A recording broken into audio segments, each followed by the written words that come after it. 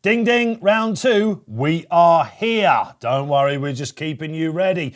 Amazing viewership yesterday on the first day of Racing Post Live with our sponsors Betfair. What a time of it we had. Dave Orton back with you every single day this week. If you're watching on YouTube, don't forget, if you want to get involved in the chat box, it was going crazy yesterday. Like and subscribe. And look, Brendan Duke is back. He's been reading the paper all morning. Sorry, Dave, last second Bible studies. But I'm done now. I'm ready. I've all the answers. You're getting the game. You had your first run out yesterday. You feeling you come on for the run? If that's the case, we're in trouble. Yeah, no. I definitely think I'll improve for the run. No earpiece issues today. Oh, it was in and out like the hokey cokey. And I'm thrilled to say, look who's back. We don't get him very often these days. Scarlett Scarhill is back. Bruce Millington joins us. What does it say on the bottom? Always editor, look. What does that mean? That means that... Is someone poking fun at me? Always editor. There is a little bit of fun poking on. But we've done this on the show before. President Trump is always President Trump, right? So you're always editor. So we were wondering what to put in your box. This is a terrible start. I'm getting mocked for being always editor. Then you're comparing me to Trump. And I must say, we were expecting that all the people and culture team at the Racing Post saying, come to the office, there's going to be free Lebanese food You're livid. Before racing.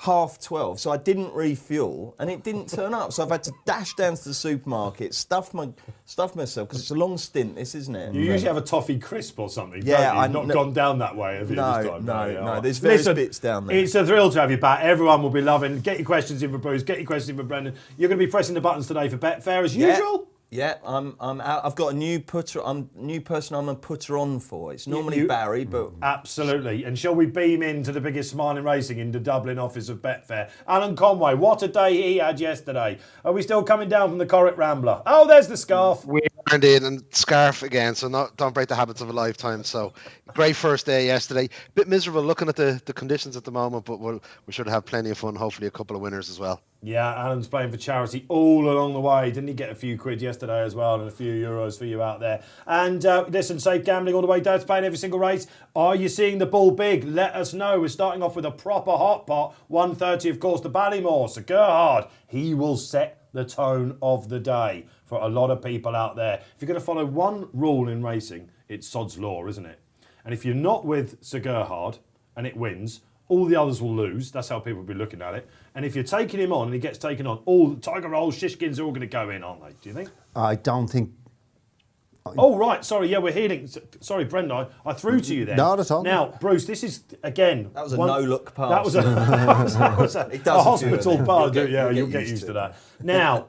all through the previews, our esteemed colleague Paul Keeley, who you know has been down to Good Morning Cheltenham, he's there writing his scissors from the track. I'm not drinking, Dave. No. I'm not drinking. I'm coming back on the Friday. Now, eagle-eyed viewers down there sent in a couple of pictures of him, and we picked one out. Now, this was sent to my phone at 11:30 yesterday morning. Zoom in. It's inconclusive, isn't it? But I'm pretty sure that's a Guinness next to him. No, it's definitely a Guinness next to him. The question is he minding it for someone? Because he's in a very protective pose there. It could be that someone said to him, mind this costs £7, Paul. I've done my brains. Mind this as if your life depends on it. So we don't know that it's his point to get it. That's a man staring down the barrel as well, isn't it? So that was 11:30 yesterday morning. And I know that I was listening to him and DJ this morning, and apparently there was references to nightcaps. So yeah, because he was giving it the big one to me, Kills. He was saying, no, he said, I won't be drinking all week. And then on Friday, comes back early and goes to Ganley's, his little pub in South London. And gets on it then. But so listen, if you're in and around Cheltenham today, and we know a few people taking us to the track yesterday on your phones and whatever you're looking at, if you're in the box and watches all that sort of stuff, restaurants, keep your eyes out for Keels. Rob Way's down there today too, let me tell you that. Talking of going to the track, we'll be beaming in hopefully to Chris Cook today and James Stevens, our roving reporters. They'll be giving us the hot off-the-press quotes, real-time action, raucous analysis. You love it, don't you? And so do we, having you on with us as well. Okay, Members Club as well. Look, there's a limited time offer for you. $9.99. I'm getting a bit, not sick of saying this, but I've been doing this a lot. When we came back from pandemic, we were selling everything, weren't we? Do you remember? We could have done QVC. We would have walked an audition for that. But that is a mental offer, isn't it? Yeah, $9.99 a month. That gets you the Racing Post every day delivered to your phone or your computer or your tablet the night before. So you get the Racing Post newspaper for £9.99 for a month. It's £4.20 for one edition. So straight away you're in business. Then you get the RFO. Then you also get the Weekender. you get all the videos, you get all the premium content, and all the stats. It's unbelievable. It is, honestly, that offer is absolutely crazy. Yeah, it's usually 35, isn't it? All that sort of thing. So it's available to you. If you've not got it now, I know we give you free premium content on this show. We get the social corner up, which you will see in that box there. Where am I? There it is. And you get all the spotlights and all that sort of stuff. So you'll also see the exchange running. That's the real market. Alan, let's come to you in our Dublin office. The liquidity yesterday was off the charts, as it should be. It was brilliant, yeah. It was a tremendous age racing, wasn't it? And kind of we started off with a huge bang, didn't we? Constitution Hill, he was mega impressive, wasn't he? Just looking at some of the ratings that have come out, and he's been talked of as the likes of Golden Signet and all of those unbelievable horses from yesteryear. But it was a great day, wasn't it? And Honeysuckle as well. She was mightily impressive, wasn't she? And Patrick got his winner in the last on Statler as well. And Gaelic Warrior, heartbreak for in running punters. 1.2 the low was. Him coming to the last, so I'd say there was a few long phases after that particular race when Brazil nutted Gaelic Warrior, but a brilliant day, and hopefully we'll have something similar again today. Is it a day for the shorties? Is it? We have Sir Gerhard kicking us off, don't we? And then we've the likes of Brave Man's Game, Shishkin, is he a bet or a lay? Tiger Roll, will he have a grandstand finish to a great career? And then the bumper as well, possibly one of the best bumpers we've seen in the last couple of years. Facile Vega, American Mike. They're all there, and it should be a cracking day's racing. Absolutely. And Alan, let's stick with you then. Have you got a lucky 15 for us? Maybe Bruce can compile that for you if we're lucky enough.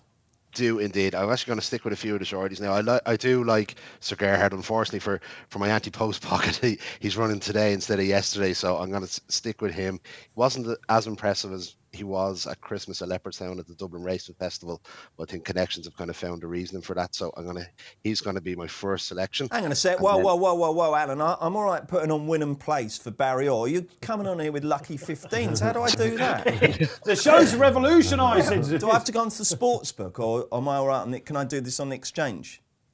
Okay, I'm on the sportsbook, right? Yeah. Okay. Here we go. Right now then, Cheltenham Festival. Okay, 1:30. So we're going to go with Sir Gerhard first up, are we? Sir Gerhard first up, and then our second leg is going to be Lompress in the 210. Hang on. This is all going horrifically wrong, right? Sir Gerhard there, yeah. Lompress in the 210. How do I scroll down? People waiting with bated breath here. Like I am reminded of an acronym that is used in the IT game that goes PICNIC.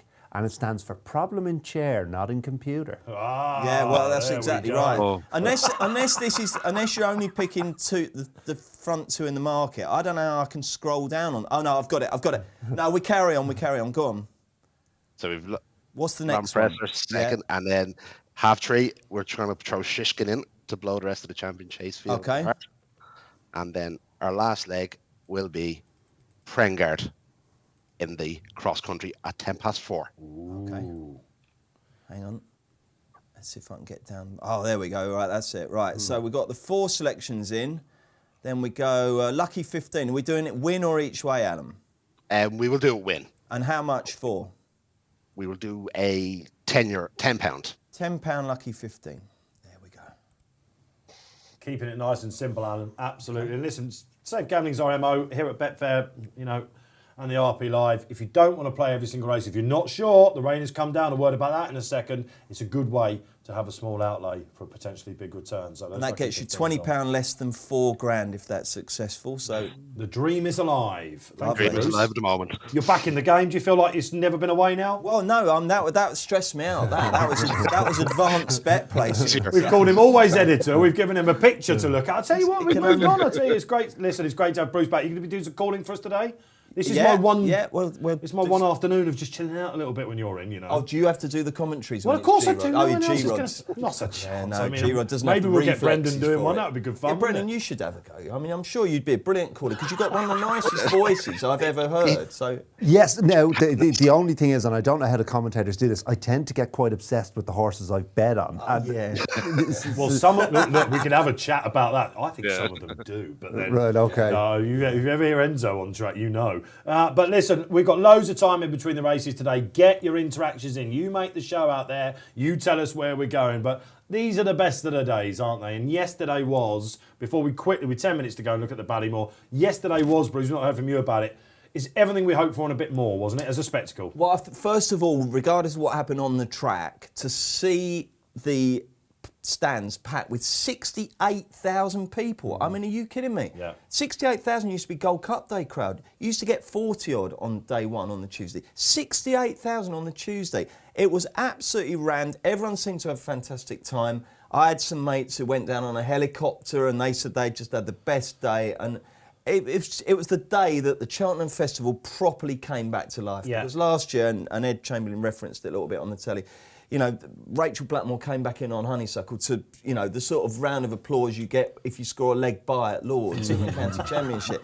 Yesterday you had that rapturous reception for her.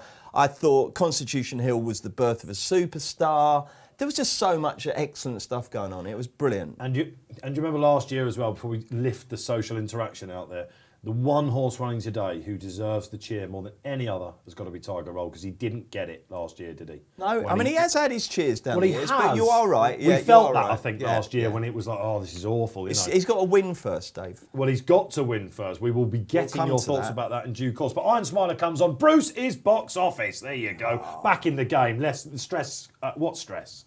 All gone. All gone. We got some more coming up. I mean, something else in my ear. We got any more coming up? Iron Smiler's put a smile back on my face. Well, what about Muga? Oh, there we go. Hang on a minute. Now, I'm seeing some bias here. The Duke is box office. I think there's some generic stuff going on here. We need a four-timer, Alan. accounts. We need a four-timer, Alan. I'm not sure who else is going to be kind to us. Listen, honestly, the numbers are off the charts with all the shows that we're doing this week. It's great to have you watching us. This is where you find out where your money went after every single race. And, of course, where we might be playing. The one thing to say, you probably noticed it, the ground is now officially soft at Cheltenham. They took the view to water from the 2-mile start, coming down the hill where it was getting a bit lively. Track record, obviously, Constitution Hill yesterday. Loads of mud being thrown as usual, Bruce, on racing Twitter and all that sort of stuff. What's your response to that? Well, until weather forecasters give you properly accurate forecasts, which, let's face it, they can't, because it's not a simple science. It's erratic, so it's difficult. So the clerk of the course has got a horrible decision to make. He doesn't know how much rain's coming. There might be a passing shower. And particularly with Cheltenham, where it is, topographically, they've always said down the years it has its own little microclimate. It can be absolutely chucking it down in the town and dry as a bone at the course just up the road. So he's got this problem, and fundamentally what he can't do is leave it and then the rain doesn't come and it's bone hard ground and then there's welfare issues, okay? So it's annoying for punters who've spent all the week studying up and thinking it's going to be top of the ground horses that are favoured to tune in and see it absolutely chucking it down. But it's difficult for clerks of the course. And I used to get plagued by armchair editors telling me how to do my job. I would imagine for a clerk of the course it must be even worse, you know? He has to go and study, you know, turf husbandry at university for years, and you get these blokes sitting in a betting shop going, oh, why are you watching what you're doing? It's not easy. He's probably got trainers putting a stick in as well, isn't he? Yeah, So, exactly. it's coming from all angles, but we'd much rather have soft and firm ground. We've got it. How does that make it for punters? Let's give a bit of balance to that. Listen, welfare is the right thing to do. It's a bigger risk leaving it if it doesn't come. But from a punter's perspective, it's not ideal, is it? Well, it's not ideal because certainly with Sir Gerhard, maybe your concern coming in here is stamina, and this is going to place a greater emphasis on stamina. Maybe it's difficult to be a punter. I mean, we all know that. But I mean, say, for example, you fancy long press. Yeah. So you're delighted with the rain for him, except for the fact that he's not a guaranteed stayer either. So I suppose you're just having to do a lot of stuff on the fly. It's really not ideal, but we'll just have to suck it up. But it happens this week, doesn't it? Veterans of the festival will be used to sort of like getting ready to change tack. The half-time whistle is still quite a long way off, isn't it? And the sun shines if they've got it right the next 2 days. The next 2 days are going to be lovely, apparently. Glorious. So you know, you've got to think about that as well. It's very hard to water the track midweek, if you like, know what I mean. So they've just got to keep things safe, number one. They've obviously had an absolute ton. It looks like the rain has been at the top end of expectations. And that is going to have a massive effect on the ground today, and it's going to mean that a lot of punters' calculations are going to change. But that's part and parcel of being a punter. That happens every single day of the week. Yeah, there we go. All right, a word on the ground. We're expecting it to be a lot slower than yesterday, that's for sure. But not here on the show. The action's going to be fast and furious. And let's have a crack at the Ballymore then, shall we? One of the great races that we cover anywhere, any point of the year. And a race, guys, that we often know well in advance what it's going to look like, don't we? You know, your Sam Crows and all this sort of stuff, and your Fahines, etc. But now we've had 2 horses. Will they? Won't they? I mean, Keels kept banging on about 2 weeks ago. The first 4 in the Betfair Supreme were pretty much the first 4 in the Ballymore. Here we have him. It's all said and done. Have you been with him this season, Bruce? Who? Sir Gerhard? Sir Gerhard, not really, no. I haven't had an opinion because I haven't even bothered looking at the Supreme and the Ballymore until Sunday when you know who's going to run it. It's absolutely pointless. I think, to be honest, a lot of Cheltenham study is pointless until you get to Monday when you know what the ground, or you've got a clue what the ground's going to be like, and you know who's going to run in which. So you pick it up the story now with Sir Gerhard. Obviously 2 terrific runs. You know, he defeated at Punchestown. He's the likeliest winner. You don't need to be a genius to know that. It's just a question of marrying up your personal assessment of his chances against the price. I'm fairly neutral, but I'd lean towards a lay now because I think that this is going to test his stamina. And I'm not sure how deep this race is actually. I'm not sure that it's that brilliant at Ballymore. Yeah. But it wouldn't surprise me if 1 or 2 might be too good for him. So I'm fairly non-committal on it. I don't know if Brendan's got a firmer view. Well, let's get Brendan's thoughts after we go to Alan. Bruce is teetering on lay then for Sir Gerhard. What price is he currently on the machine? How's the liquidity looking? Where are they queuing up? And where are you playing, Alan? There's 4 Buster questions. Sir Gerhard is currently 1.85 on the Betfair Exchange with 2.45 million matched on the win market alone. So we've Sir Gerhard 1.85, very solid. Journey with me, flittering between drifting and being backed as well. Currently 7 on the machine, and it's staged there for Betfair ambassador Paul Nichols at 8.6. For me, it's a fairly simple play. I'm going to back Journey with me in the without Sir Gerhard market. So I'm going to have £20 on Journey with me in the without Sir Gerhard market. Journey with me very similar to Bob Ollinger and how they've been campaigned over the novice hurdles. I think Sir Gerhard is most likely winner, but I do fancy Journey with me to run a big race, particularly in the testing conditions. So 3.35, Alan. Do you want to do that, or should I put something up at a bigger price and I hope it gets done? We could stick with as we are, Bruce. We'll stick with that. How much are you having, mate? £20. £20. Okay, fine. So £20. Oh, it's gone out to 3.5. We're done at 3.5. There you go. That's done for you, sir. Love it. The first business of the show. Alan, Journey with me, without. So let's get a social up. Darren Walker, good to have you on. Darren says, got Journey with me. 16-1 since the start of the season. A lot of people put him up, didn't they, Brendan, as a real rocker for this race. He beat Kilcrook. He didn't harm the form at all, but he wasn't. I know it was a crawl last time, but he wasn't for everyone last time. You're of the opinion that this fab just wins. Yes, I'm not convinced about the jumping for Journey with me. You could argue Sir Gerhard's jumping, well, it definitely wasn't up to scratch at the Dublin Racing Festival, but he jumped well at Christmas. I think he'll jump better here. He has a massive engine in his deep girth. He's a standard Jeremy. We're not dealing with a Cork Rambler here, Dave. Yeah. Absolutely loves the game. I think he'll improve for the step up. The reluctant Jeremy in the pub, we were calling him last night. The reluctant Jeremy. Well, Cork Rambler, yeah. Sir Gerhard is a physical phenom, and he's as game as a pheasant, as 99% of Jeremy's are. I think he'll relish the step up and trip, and I agree with Bruce. I don't think this is a brilliant renewal. Pheasants are game, aren't they? There's no doubt. Very That's much a great so. saying. Stage star for you, is it? I saw on the I saw I an went email. for stage star, but in a bit of a sort of airy-fairy kind of way, really. I mean, I like the Challow win, but it might be a little bit too soon for him. Well, he's taking the brave man's game route, isn't he? And yeah. I don't know how much recency bias has got to do with Nichols and brave man's game in this race, but I think that's why you're getting a bit of a price about him, because everyone's just expecting the Irish to beat him again with his best novice. Yes, I might be falling into that trap. I would say for stage star, I think he's the best jumper in the race, so perhaps that'll make the difference. I thought Iron Maximus has got a chance as well. I think he's quite big. I'm not mad on Journey with me. I just sort of... Yeah, I'm the same. I'm the same, I'm afraid, I Alan, didn't as think well. that Out run there. last time was that impressive. It just a lot of people talking about the fact it was run against him and he still managed to come out on top, but God, he was a short price to do it. I'm going to throw in a quick word for What Do You Want, who Kills has put up as well today in the Moraine colours, number 9. You'll see him lining up. Very much a second string, but I guarantee you this is a good horse in the making.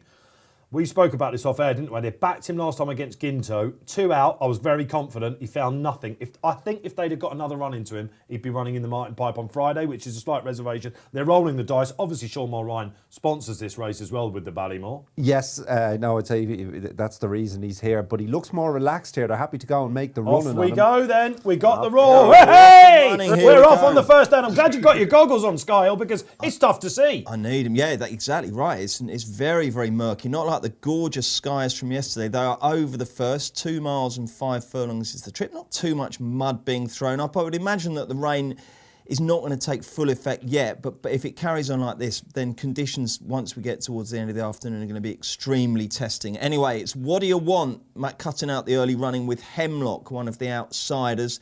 Tucked in third is Journey With Me, alongside Iron Maximus and Stage Star. Let's have a look back to the favourite. Paul Townsend's got him on the outside in the red colours, going along perfectly well. And the one taking a little look at them from the rear is Haxo, another outsider. I don't know if there's been any early market moves, Alan. Not much to report on in terms of the early action on the track. Nothing much, Bruce. Now, Sir Gerhard currently 1.85, Journey With Me 7.4, and Stage Star 11. It's it's fairly early days. Isn't it? Pace of the race isn't too great, isn't it? Oh, it's an absolute dawdle. I can't believe Sir Gerhard isn't getting more love and running. Really? Yeah, because 31 miles an hour dawdle? Well, no, it's look. We often joke on the show. It always says 30 usually that clock. The two things that I want to take out of this is he usually makes his own running. Obviously, we're going up in trip, but how's he going to respond to that? And they look very conscious of the fact there's been so much rain, these jockeys at the moment. Yeah, definitely. Yeah, I don't think they're going to beat him for speed, though, are Look they? at Stage Star, Bruce. He's lit up. He's proper lit up. Is he that lit up? I mean, think isn't he the is. favourite? The favourite's yanking his arms out as well, isn't he? I wouldn't, Very hard. Who's settled best? Journey With Me looks nice. And Iron Maximus on the inside, he's going all right, as is What Do You Want as well. What's taking it up, Bruce? That is the outsider Hemlock for Thomas Gibney and Darragh O'Keefe. He's in front, and then we've got Journey With Me in second. Sir Gerhard just taking closer order on the outside, but he's really having to restrain him. He's very fresh indeed. On the inner is What Do We Want, and in between those two is Stage Star, who hasn't settled brilliantly, it must be said. Scarface is in behind, along with Three Stripe Live, and already these colours are becoming absolutely indistinguishable because of the weather. Iron Maximus has got a nice pitch on the inner, and it's Haxo out the back. It's a very static market, although it doesn't like Stage Star, Alan, does it? It doesn't. He's out to 17.5. Of all the horses, he's probably pulled the most, hasn't he, along with Sir Gerhard. But an interesting move there from Rachel Blackmore, just going down to the back straight. She's keen not to make it too much of a dawdle, and maybe Journey With Me stamina can seem the best effect. But Sir Gerhard would definitely just want to drop his head a little bit if he's to get home. Absolutely. Davy Russell has moved into, not third place, but moral third if you think Hemlock's probably going to fall away, and he's looking quite handy on Three Stripe Live. But as they go down the far side now, we're well into the concluding circuit of the Ballymore, and Journey With Me flicks through the top of that one just fine. So Gerhard is vying for second with Hemlock. Three Stripe Live is in fourth place, and then we've got Stage Star on the outside of, that looks like Iron Maximus. And then further back, we've got Patiently Ridden is Scarface, and out the back is Haxo. Anything to blunt your confidence in the favourite, Brendan? No, he's jumping brilliant. This is what we wanted to see. This is back to his performance at Christmas at Leopardstown. We knew he could jump based on that. He hasn't missed a beat over a hurdle, and I think this is all over, bar the shout. Really? Well, he's still he's called it early. He's called it early. Well, it must be said that I'm the worst in-running judge. I'll look at this. He jumped that Look beautifully. at this Three Stripe Live just missed it, as did Iron Maximus. Yeah, absolutely. But it's still Rachel Blackmore bowling along in front on Journey With Me. A length and a quarter in front of Sir Gerhard as they climb to the highest point on the course. On the outside, Three Stripe Live is in third. Hemlock is in fourth, but maybe about to backpedal as Stage Star goes okay. I'm not giving up on Stage Star yet. I know he did pull a little bit. Making a move on the outside in yellow is Scarface. Iron Maximus is close up, and the two outsiders now drop into the back. But the race is now going to start coming to life as Journey With Me jumps what may well be. I think this is 4 out. Oh, he's lovely jump by Sir Gerhard in second. Beautiful. Yeah. Three Stripe Live is in third. And you're confident, are you, Brendan? You're rubbing your hands. Confidence now. I haven't backed horse. It's easy for me to say, and I am a terrible in-running judge, but I think loads of people holding these anti-post vouchers now. This is the key moment. This wins a hurdle. Irish 1, 2, 3. Like a light. 1, 2, 3, 4. It's still Journey With Me, but now Sir Gerhard takes it up Three Stripe Live is trying to go with them. It's a forlorn Crew's job. Case for the rest of them. Still just about journeying with me, but Sir Gerhard coming to the near side for the better ground has taken it up. Three Stripe Live is closing in on them. It's still Sir Gerhard as they come down to the last. He's a length Three Stripe clear. Life is taking Three off. Stripe Life is going well in second, but has 2 lengths to make up. Sir Gerhard pins the fine. last. And Journey Journey with me gone. has fallen, tied full at the last. They're on their way up the running, half a furlong to go. Off he goes. It's Sir Gerhard. He's 4 lengths clear from Three Stripe Live. 3 lengths clear, but he's got this. It's in the bag for the favourite. Paul Townend wins the Ballymore on Sir Gerhard. Three Stripe Live's going to be second. It's a long way back to the third, who is the bottom one. What do we want? And then I Am Maximus. Decent win by the favourite. Thank you, Bruce. Normal service is resumed. An Irish 1, 2, 3, and wasn't it easy if you were on Sir Gerhard? Alan, when did they know? Brendan, he called it a mile out. He was right. As good an in-running judge as I've seen in Brendan No, there. that is not true. He reached the high 1.88, so I think his backers were fairly confident all the way around. He did travel very well considering how hard he pulled in the early stages. But he justified market support, didn't he? He went off at a BSP of 1.85. But it was a very impressive performance, wasn't it? Three Stripe Life, probably just a canny ride from Davy Russell, wasn't it? Kind of just sat out the early skirmishes and came home well. But good start for favourite backers now, and be interesting to see how the rest of the season and next season pans out for Sir Gerhard. But he's a very, very talented horse, isn't he? They've called it right, haven't they? Whatever happens, I mean, champion bumper winner follows up in Ballymore is what's happened, basically. It's a repeat of the Leopardstown Dublin form, isn't it? Yes, the only difference was he jumped much better, but perhaps I thought he'd relish the step up and trip, but he didn't. I mean, Three Stripe Life is probably as far behind now as he was at the finish, so that might be something to consider with Sir Gerhard for running plans going forward, whether he will run at 2 miles or will they even look at 3 miles? Now, it's possible. Was he dossing a little bit, Dave? Well, yes, that's not a bad shout, actually. And again, he's used to just leading all the way, isn't he? We thought he might have been doing that at Dublin. It's a good shout, that Brendan. Let's hope the journey with me is all right. We haven't quite seen him got up yet. Well, hopefully our guys will be eagle-eyed on that. What have they been doing running Three Stripe Life over 2 miles this season? That's crazy, isn't it? You'd have given him a right shout and an Albert Bartlett had. He just desperately wants a trip like he looked. And again, it's champion bumper form, of course. He was fourth last year. Yeah. So it's there. What do you want? Ran well. Distance to I Am Maximus, who was balloted out of the Coral, of course. Paul Townend punches the air. Happy days. He's got his winner off the mark. A lot of people expecting him to be leading jockey. That will have ramifications on that. We'll get the time for you. That will be all important. But it was pretty plain sailing, wasn't it? Well, how do you think the books are feeling now? Nervous because there is an ACCA, isn't there, today? There is an ACCA, and that will be the first leg. And there's a long way to go, but they will just be getting slightly edgy, I would imagine. Yeah, for sure. And it's incredible how it shows how consistent racehorses are, don't they? Because the gap between the winner and the second was almost identical to when they last ran. I think it was 6 lengths last time. That looked 4 or 5, didn't it? Yeah, and he's a lovely horse, Three Stripe Life. He's the chaser in the pack, I would say. Yeah, possibly, although the interesting thing about Sir Gerhard, because the first time I ever saw him in the flesh was at Christmas in Leopardstown, and for some reason, and even there, I'm looking at him on the television, and he doesn't look that big a horse. Now, he's not that tall, but he's a really deep girth, big backside. Great to have Brendan in, because we don't get to see these Irish horses, and he's seen them all. And he can understand. He can look at a horse and come out with all that stuff. All I see is a brown farm with 4 legs. A brown machine, yeah. That's all I see. They all look identical apart from the greys. He's tall enough and he's a really strong horse. I'd say he could jump a fence. I don't know whether that's going to be in their plans. Is that journey with me? Yes. It is, yes. Good. Excellent news. Yeah, who was running a very brave race because he had to do a lot of his own. Yeah, it wasn't a tidy jump. He's thrown Rachel out the front door and she bounced off the ground. I think she's absolutely fine. So, yeah. 2 things. First 7-year-old to win this since. He did this to me yesterday. Lottery numbers. How am I supposed to? Come on, I bet everyone's out there shouting. It was all. You think I've got room in my head to know that I was 7-year-old who won the Ballymore? You can tell that you've not been listening to previews because it's a stat that people are trying to knock in. Okay. It's obviously French Holly in 1998. And here's the funny thing. I went onto Wiki to get the year. I knew it was French Holly. Someone's already put Sir Gerhard in as the winner. On Wiki. Really? Amazing. Someone's just like, right, okay, I'm done. Actually, I did hear that in one of the previews, and I was trying to think. It was Paul, someone who rode French Holly, wasn't it? Who was the jockey who rode French Holly? I just had it up there a minute ago. Hang on a second. What's his name? Barring Bingham, of course, it was called then, wasn't it? The Barring Bingham Novices Hurdle. Yeah, I love the quizzes, as you know. We've got the quizmaster coming in. Can you make him a bit easier? Oh no, it was a jockey that we know well. It was a bit surprising actually. It was Lenzio Thornton. Was it really? Yeah, yeah. I don't know. Let's have a look at French Ollie. He used to chase Easterbrack a lot, didn't he, French Ollie? Yeah, but was trained in the north though, so I wonder why. Ferdy sauce. I wonder why Andrew Thornton was riding it, because he's a southern jockey, isn't he? I seem to remember.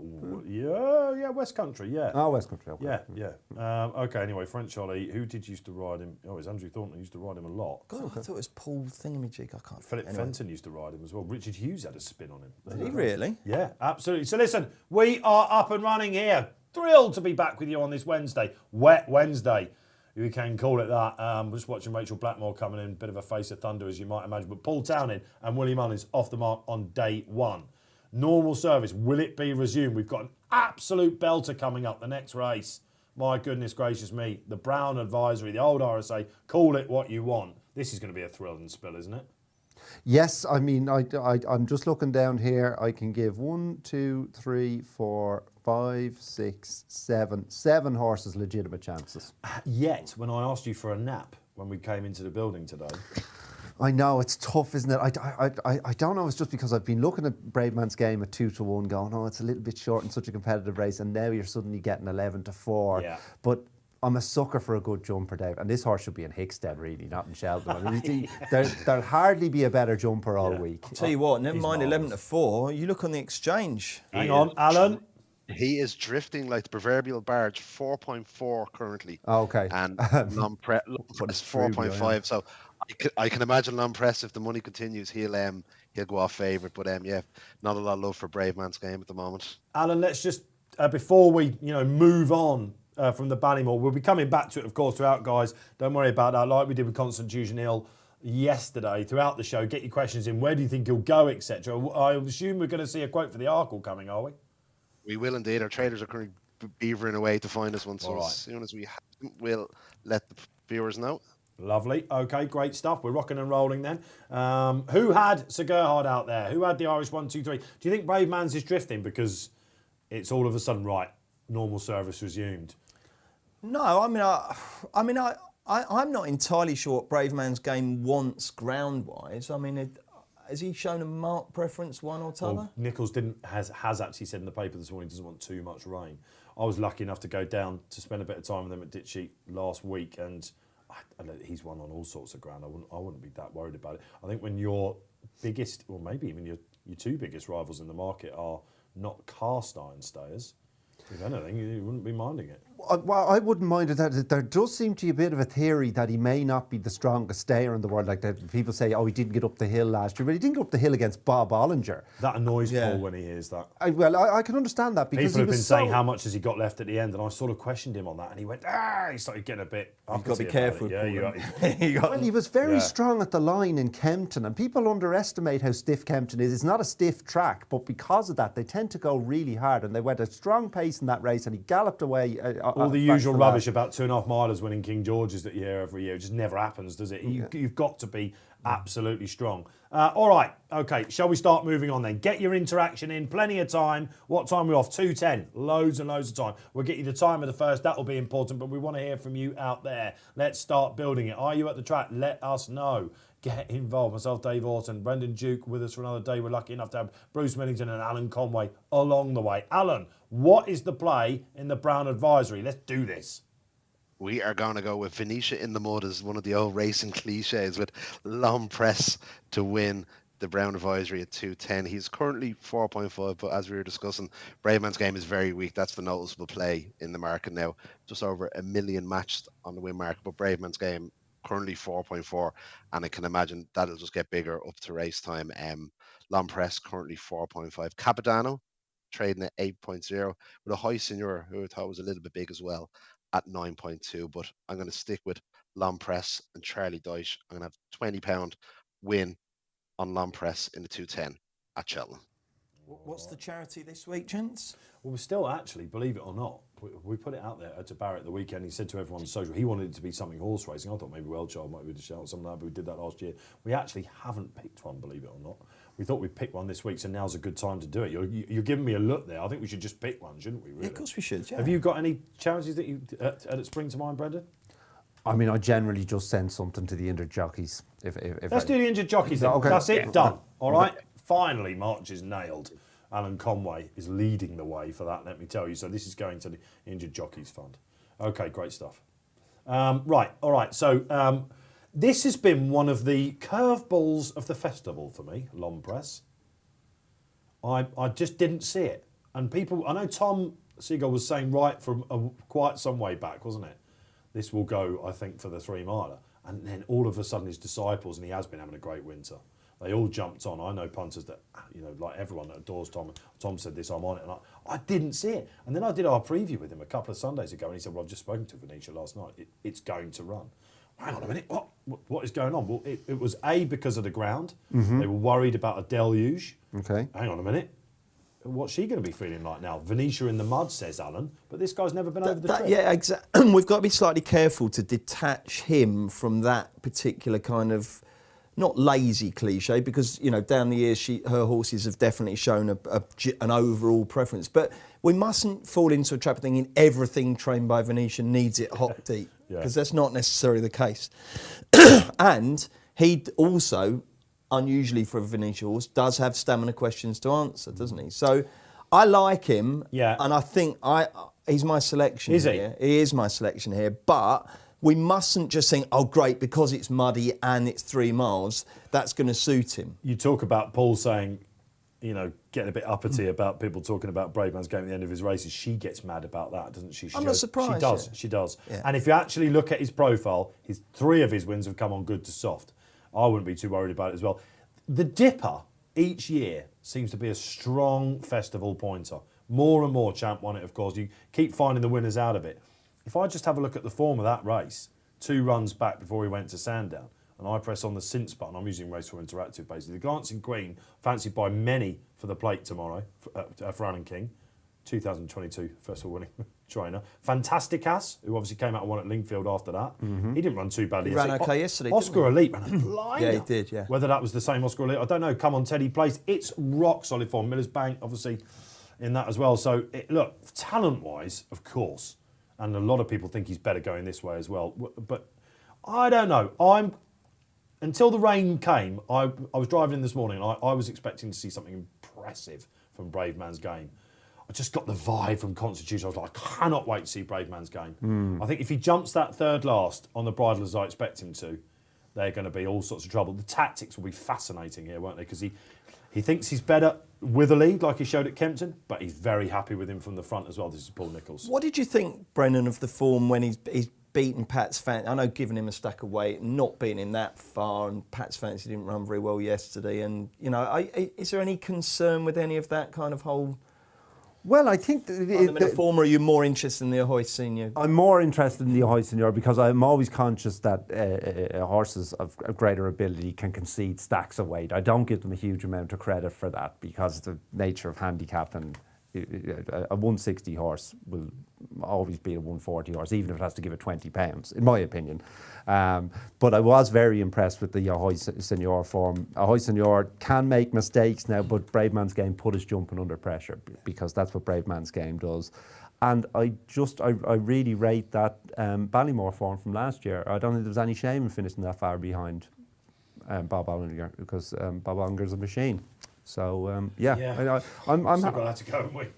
I'm happy enough with the form, but this is a deep race. All right, it is. I think the boys in maroon are going to have a factor here. I can just see one of the Gegenstowns popping up and disrupting everything. All right, let's go to Alan then. Let's bring you back in because is there a chance that Braveman's Game doesn't go off Fav now? It is very tight at the top of the market. He's still currently 4.4 on the Betfair Exchange. Long Press 4.5. Capitano's slight drifter at 8.2. And a Hoist and you're holding steady at 9.0. But it will be interesting. The last 5-10 minutes before the race, you can kind of get the vibe which way punters are feeling. Like Constitution Hill and Dysart Dynamo, we saw the kind of flip flops before the Supreme yesterday. So it will be interesting. But Braveman's Game still holding firm slightly ahead of Long Press at the top of the market. Oh, okay. Then I'm seeing on the rails they're starting to go 130 the pair and all sorts of things. The one thing they will be delighted with for Ahoy Senior is the rain because they've kept pulling him. They kept pulling him. I've got one thing that we're going to find out about him. Does he go uphill and down dale? because, and again, I've been busting this out on the shows quite a bit, and Charlie Post, who we have on, luckily enough, he's Mr. British point to point, and he's had a little bit to do with this guy, I think, earlier on, and he could have bought him and stuff like that. He won at a place called Kimble, which is like a pancake, as I was saying, like a record disc. And when he went to Carlisle, the only time he's run he wasn't very good. He was well, but I know that was his return. It was in a tough race, but you have to think Brave Man's Game would have eaten up that sort of field.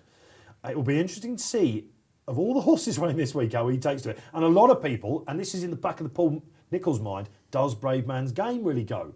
Because since Cheltenham last year, they've kept him to flat tracks.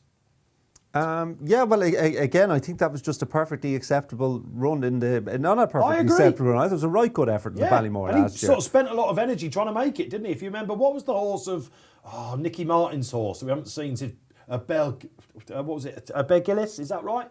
Yes. That's what it's called. It was fourth, wasn't it? They sort of went for each other about 2 out. Not a lot was said about that. Of course, we've got the second from that race in this race as well, haven't we?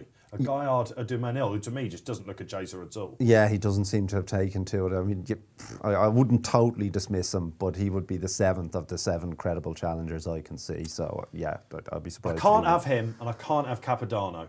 Oh, I could have Capodanno. I'm not sure. He's slightly keen. And this trip may not be ideal, but that was some performance he put up in Naas when he basically stopped at the second last and still came through. He does have a big engine. And of course, he will give us a line on Bob Ollinger's Punchestown form as well, won't he? Yes. Which Chip's going to be looking at tomorrow. He's been well backed as well, hasn't he, Capodanno? Okay. Yeah, and again, you just get the feeling I wonder whether JP might have played this or not. I don't know, but he has transformed himself, this bloke, since he's gone fencing. I just think he'll find stronger stayers on the day. We'll keep going down the line. Let's have a look. Who's coming on? The commander's back. And he says, Beacon Edge is worth an each way, surely. And again, this is the purple and maroon. I endorse that. I think that run where Farouk Delaine and Beacon Edge had a set 2 at Navan, I think that could be a very relevant form line here. Beacon Edge, don't forget, I mean, it's only 18 months ago that he was beaten less than a length by Honeysuckle in the Hatton's Grace, and he's a good consistent sort. I know he's got a couple of F's to his name this season. We're hearing some breaking news, guys. I'm breaking news. Yeah, I hate to say this. Alan's got it as well. Looks like Brave Man's Games are scratching. Come on. Yeah. Whoa! Hang on a minute. Whoa! Being broken for the track. We don't know why. Brave Man's Game is a non. Apparently, ITV have picked it up. David Carr, our man on the ground, is also getting this as well. Ben Blackmore, I'm getting it all. Oh, come on. Due to the soft ground. Stop. That's the... Really? Not running him because it's too soft. I mean, what are you going to do? He might not win, but I mean... We're going to see a going next to his name. He's not that ground dependent, is he? That he can't, you've got him ready for this. And I mean, they obviously said, look, we'll keep him fresh and try and win at Aintree, but that's not withdrawn. That's not Nicholls-esque, that is it? No, Nicholls normally is very, Nicholls runs them. I'm very surprised. When we about do that. our postcasts and our feature shows next week, I'll tell you what's now going to cut. This is going to be a big talking point, isn't it? And we will have to look. We'll have to have a word on it here. When he won at Kempton, there was a tug of war we knew about between the owners and Nicholls to run here. Yes, that's true. He seems to be quite down it's on Brian Cheltenham. Dew and it's John Dance. And they did want to run, and he They didn't. wanted to run because John Dance is very, as we know with Lawrence, he wants to just take on the best. He just loves the sport. Yeah. And Brian Dew wants to look. And then Nicholls came round to it. Yeah.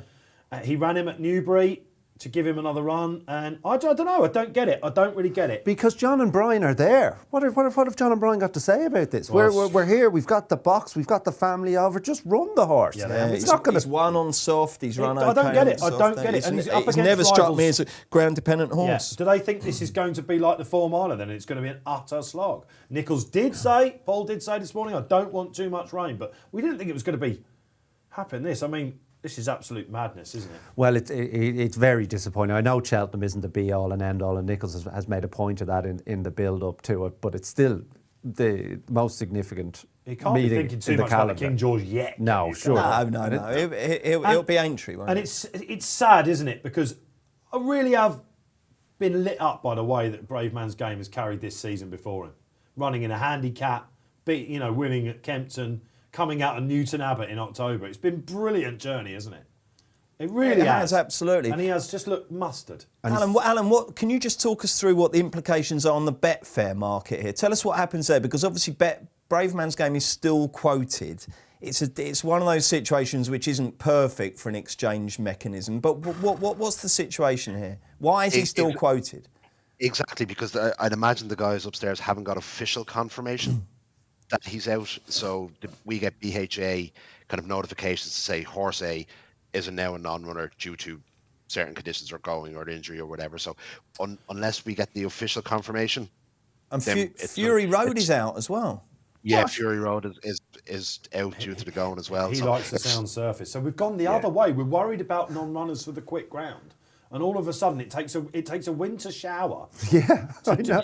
It's not desperate, the ground, by any means. I know, yeah. So this is madness, isn't it? And for a lot of horses, this will be last port of call. Let's give a bit of balance to this. 2 of the last 3 winners of this, including one for Nichols, haven't been seen since. Monkfish, okay, he went to Punchestown, but top of the game wasn't seen after, and that was the one. Oh, it can be a very attritional race as well. This can be that was his Gold Cup. This can be a very attritional race. There's no two ways about it. Paul but at the same time, is doing what he will. Listen, he's going to get a lot of stick from this, and I can see the chat is going absolutely crazy. A lot of milk bottles and things like that I can see on it at the moment.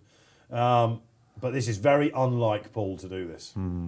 It is, but equally, because it's unlike Paul Nicholls, you'd have to think that he's got his reasons. He's not going to have wanted to do this. Of course he's not. He spent all winter dreaming about this. So it's quite a brave man's decision, if you like. Yeah. But so I'm trying to give a bit of balance. And he knows he's going to get all sorts of stick.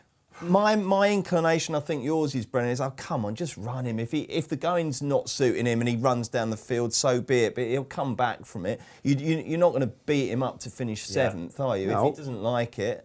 But he's undoubtedly doing what he thinks is best for this horse's long-term career. There's a mother of a Rule 4, isn't there, for a lot of people? There is, as well. yeah. Well, that'll be a 25 centre.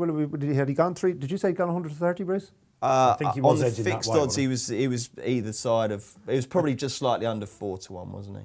Oh, right. Okay, so it'd be about 25 cents. Yeah, not ideal. And I am seeing someone on the chat, Thomas Ariels, is saying Braveman's Game struggles to get up the hill. Now with the soft ground, he had no chance. Great decision. So look, and a few chickens out there I'm seeing as well. We'd better have a look at the market now that it's happened, because they've pulled Braveman's Game. So talk us through it, Adam. Oh, drama. Yeah, long press now, 3.45 favourite. Capadano 5.7. A High Seigneur and Fakir de Lane both have come in. A High Seigneur at 6 and Fakir de Lane at 7.6. We could just see the amount of money that was on Braveman's Game. Like, we're, well, to say 13 minutes away from a Grade 1 at Cheltenham, and there's only 1.1 matched on the win market at Betfair. So you could just see how much volume has been taken out due to the withdrawal of both Fury Road, but in particular Braveman's Game. So it's a shock, isn't it? You can imagine, as you were saying, like, Paul wouldn't have done this without, a heavy heart. It's not something that he does on a regular basis, but the weather must be as bad as it looks on television. There's not a lot of people in that watching him go round, are there? No, there aren't. They're absolutely not. They're all clustered in the buzz. I'll tell you what, as well. Whatever stick Nicholls gets, can you imagine if it had been Hendo doing that? Oh, that's that came to my mind. That would have gone absolutely. And I mentioned Sod's Law. Does anyone now give 3 under 3.5 the chance to go? Because Nicholls didn't even want to run in this race with him. He wanted to run yesterday in the 4 miler. Does 3 under 3.5 go? He's got great Cheltenham form as well. Yeah, I'm not convinced about his jumping. Now, he keeps putting up the ones. The old head carriage, but... Yeah, he's not a horse I'm convinced about, but I'm struggling to dismiss her, because I have to come up with a new selection now, of course. Well, correct, same as me. It's going to be a High Seigneur, I'm going to say that. And despite the fact I'm worried slightly about the track, he'd be the one for me. Now, I can see Lompress, but I'm not going near him first time. Is he going to go sub 2 to 1, do we think? Is there still enough depth to keep him above? 3.5 now. And by the way, just a bit of housekeeping for Alan's charity bet, which was matched at an average of 4.39. That's now 3.39. So that shows the effect of those 2 withdrawals. One horse who looks a right old price to me here, and I'm going to get involved a little bit now that Braveman's out, is Dusart, who has been given a lot of jokes on Twitter, and Hendo got a bit of stick, didn't he, for... I know a bit about this horse, Ronnie Butler's horse. He had a horrendous injury at home. Okay. It was, the railing went right through his chest, and they sewed him up, and it took him age, and they were gutted. Do you remember when he made it? This is only the 5th start of his life. Remember when he won? He beat Soaring Glory at Newbury. He's the Simon Sig, isn't he? And they thought the world was at his feet. And if you think this is the camp that's got Constitution ill, they genuinely did. He had a terrible injury. He missed Cheltenham. He came back at Aintree. Looked like he needed it a little bit, didn't he? But it was still a good run. Went to Leicester in a Mickey Mouse race and made extremely hard work of it. Went to Exeter when Pat's Fancy was supposed to run and got better the further he went. Matty Plough likes him, our journalist out there as well. And I think of the bigger prices, I don't think we've seen the best of him yet. I'm not sure. I think going left-handed will win. The ground will suit him as well. And this will be a ride that Nico de Boinville is looking forward to. How lucky did we get having Hendo on last week, by the way? Fantastic, yeah. And when everyone was saying he's out of form, 4 runners yesterday, 2 wins, 2 seconds. Yeah. And he gave you the skinny on Constitution Hill as well. He gave us everything on that. We had Jerry McGrath. He said, listen, time to blow the trumpet a little bit. But Jerry McGrath on Saturday was absolutely fantastic. Told us everything, didn't he? Dominic Hewitt, okay, you're in. Ahoy Senor will win this. No French-bred winners. I'm assuming you think French-bred winners have got a terrible record in this race. L'Homme Presse. And Farouk Delane, I'm looking at. What about Capodanno? What's he's got? He's a French as well. Yeah. Hang on a minute. Gaillard de Meny. Well, let's not beat about the bush, Dave. I mean, the connections of Ahoy Seigneur would have absolutely done one of those discreet fist pumps when they heard the Brave Man's Games come out. Well, you were very kindly invited me to Watford Palace the other week, and I was sat in the director's box in your swanky seat in the Watford director's box when Palace scored 4 goals, and each time I was doing that silent yes. And that's what they would have done, because it's obviously poor form. They're all watching this, everyone that was with you that night as well. It's obviously poor form to be cavorting around the paddock doing proper fist pumps when your main market rather comes out. First mention of that. That's the horse that, not the last. That's the horse that they obviously had to fear because he's bashed him up at Kempton. So when he's they went out. 3-1, I looked across, and my son was, nearly in tears. I looked across and he went.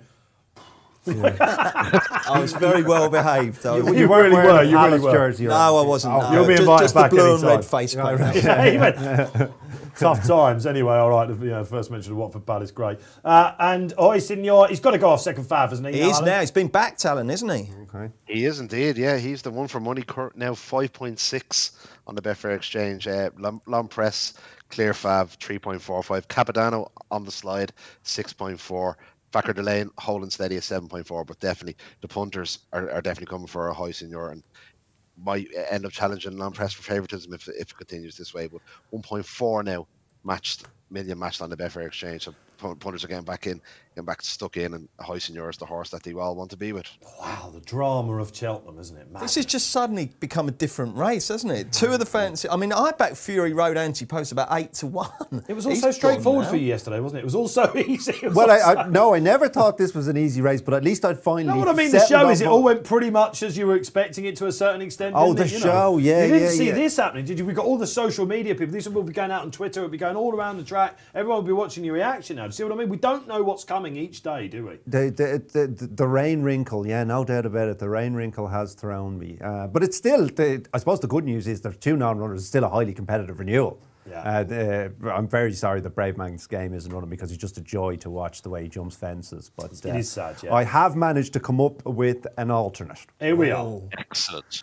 Not strong, but I'm going to have a small bet on Farouk Delane. Yeah, because okay.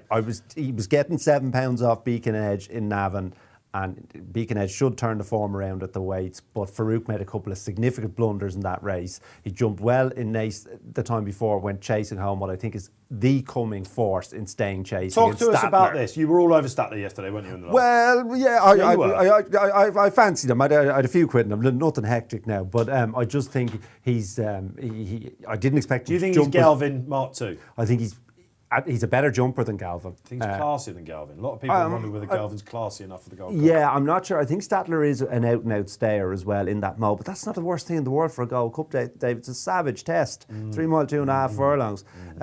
We now know he acts around the track. He could not have jumped better Is it somewhat surprising that the National Hunt Chase, especially, I don't know, maybe now they've shortened it slightly, is this going to be the key, for novices now going in, do you think, a little bit? Well, utter test, isn't it? Well, because at least you know that those horses are Gold Cup horses, whereas you could have a horse in this race and then they decide, maybe he's more of a Ryanair horse. Native River beating in it, Galvin winning it. Yeah. It's a race that everyone... You could have this year's Gold Cup winner and next year's Gold Cup winner coming out of it. Yeah, that's what I mean. Yeah, exactly. Anyway, look, amazing how things change, isn't it? We have been thrown a little bit by the rain today. We've been thrown by Brave Man's Game. We see Paul having to face the cameras now, which he will do.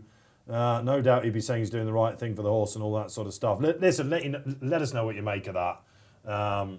Who's now backing him for the King George, thinking, well, we'll see him once before that, and maybe we'll go. I did ask him about whether he might go for the bonus with that sort of horses if it was still around. He was nodding at me. He was absolutely. He goes bloody hard. He said to win those races because November and then December. But well, he'll hardly turn he'll up. He'll be aggressive with him again next year. He'll hardly turn up in Haydock, given what's happened today. I mean, the Haydock ground is likely to be deeper. Well, and again, when he won there in November, when he saw off Itchy Feet. I know. I don't understand this.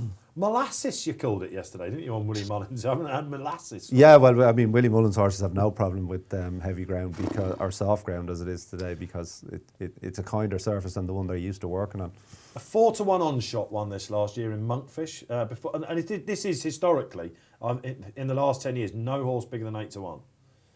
So it's a race for punters, isn't it? I backed the winner of this. Actually, no, it was in the mid-80s. I backed a horse called a Kinsman, who won I think he won the Supreme at 50s, and then he won this at 10s the next year. He's trained up north. He's trained up in Scotland. I was thinking about him today for some reason. I was thinking about... Was it Arctic Kinsman? Or no, there was a Kinsman. You wouldn't have been born. It was a long, long time ago. But and I remember that. And you don't get shocks really in this race. You're absolutely right. Not really. It's mostly class acts. I wonder if top of the game is on Nichol's mind here with this, and just the fact that Monkfish as well a little bit. I was thinking about that when we.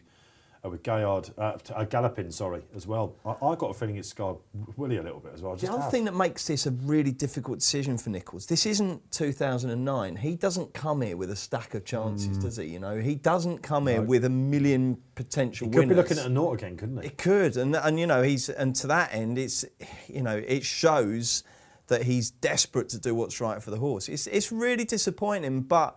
The only thing you can say about this is that Paul Nicholls would not have done this lightly. He's done this because he thinks it's the right thing for the horse. OK, we can actually beam into the track. I'm delighted to say James Stephens, he's braving it, that's for sure. Let's go down then. James, are you there?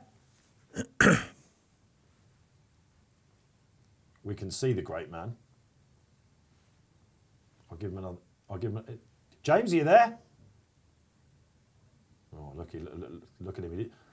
We're ditching it. Oh, James, hard luck, man. He looked a bit pensive there as well, didn't he? James Stephens will be on the ground there. He's just had to go and ask Nicholls why he pulled him out.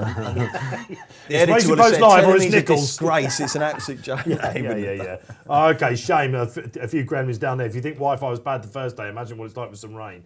OK, never mind, guys. We'll try that a little bit on as well. OK, all right. So, well, I can see you're out there. I can see you're going... Oh, hang on. He's there. Was that him? James! Are you there, man? Oh, Dan Walsh is in the studio having chickens out there at the moment. This is all supposed to go swimmingly. Poor old James, he's down there. The Wi-Fi is bad. Never mind, we'll give him a swerve. I'll try and get him on the chat and he can tell me. No doubt he would have had a line from Nicholls for us as well. The horses are down at the start then for the Brown Advisory Shock Horror. No Brave Man's Game. I wonder what G-Rod's thinking about this. He actually was taking him on as well, wasn't he? Because G-Rod got painted as Brave Man's Game's biggest fan when he said 10 out of 10. Brave Man's Game would jump Bob on and go off the park. And yet he's napped Long Press. Tom Segala's napped Long Press. If you're on Long Press all of a sudden and you got those fancy prices when the drums started banging for this, you're thrilled, aren't you? Yes, I mean, punting is a mercenary game. There's no doubt about it. From the purist point of view, we're sorry that they've gone, but if you're on those prices with no Rule 4, ideal. OK, all right. one of your sneaky fist bumps. Well, listen, they've had a winner already, haven't they? There's a Scottish winner yesterday, Corrick Rambler. Alan, let's bring you in then. Come on then. Last market updates as they get ready to go in race 2 on the Wednesday. You might not be able to see my camera at the moment. Just 2 seconds. The joys of technology in Dublin. Don't worry. Unlike James Stephens, we can hear you. There we are. We're back. So, yeah, Long Press currently 3.55 on the Betfair Exchange. Capadano, 6.6. The money has dried up a little bit for a High Senior, 6.6. Facker Delane, the one for money now, 5.9 with 2.3 million matched on the win market. But Long Press going to go off favourite now for this.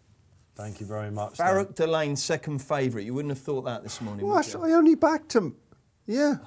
So you've moved The the Duke market. has, Brendan. the Duke has moved No, I markets as just- usual. I'll tell you what, guys, just looking down at the start, I don't like the look of a hoist in you at all. Why? He's looking like a lunatic. What do you mean? I just don't like his head carriage there, and he He does is an take time to exuberant wake up. character, though, Yeah. isn't he? Yeah. Yeah. It's all I right. don't He's just like got it. his head. He's got his head up. He's got his ears pricked. He's looking around. He's ready to race. And And off they're they go over to Bruce. Now let's see Ahoy Senor to see if he settles early on, and I think he's okay, isn't he? You're our horseman in the studio, Brendan. Would you be happy enough? I mean, he's certainly jumping the first in front. Yeah, he jumps beautiful it jump. very big. A peck by Farouk Delen in rear, but not a momentum coster, I wouldn't say.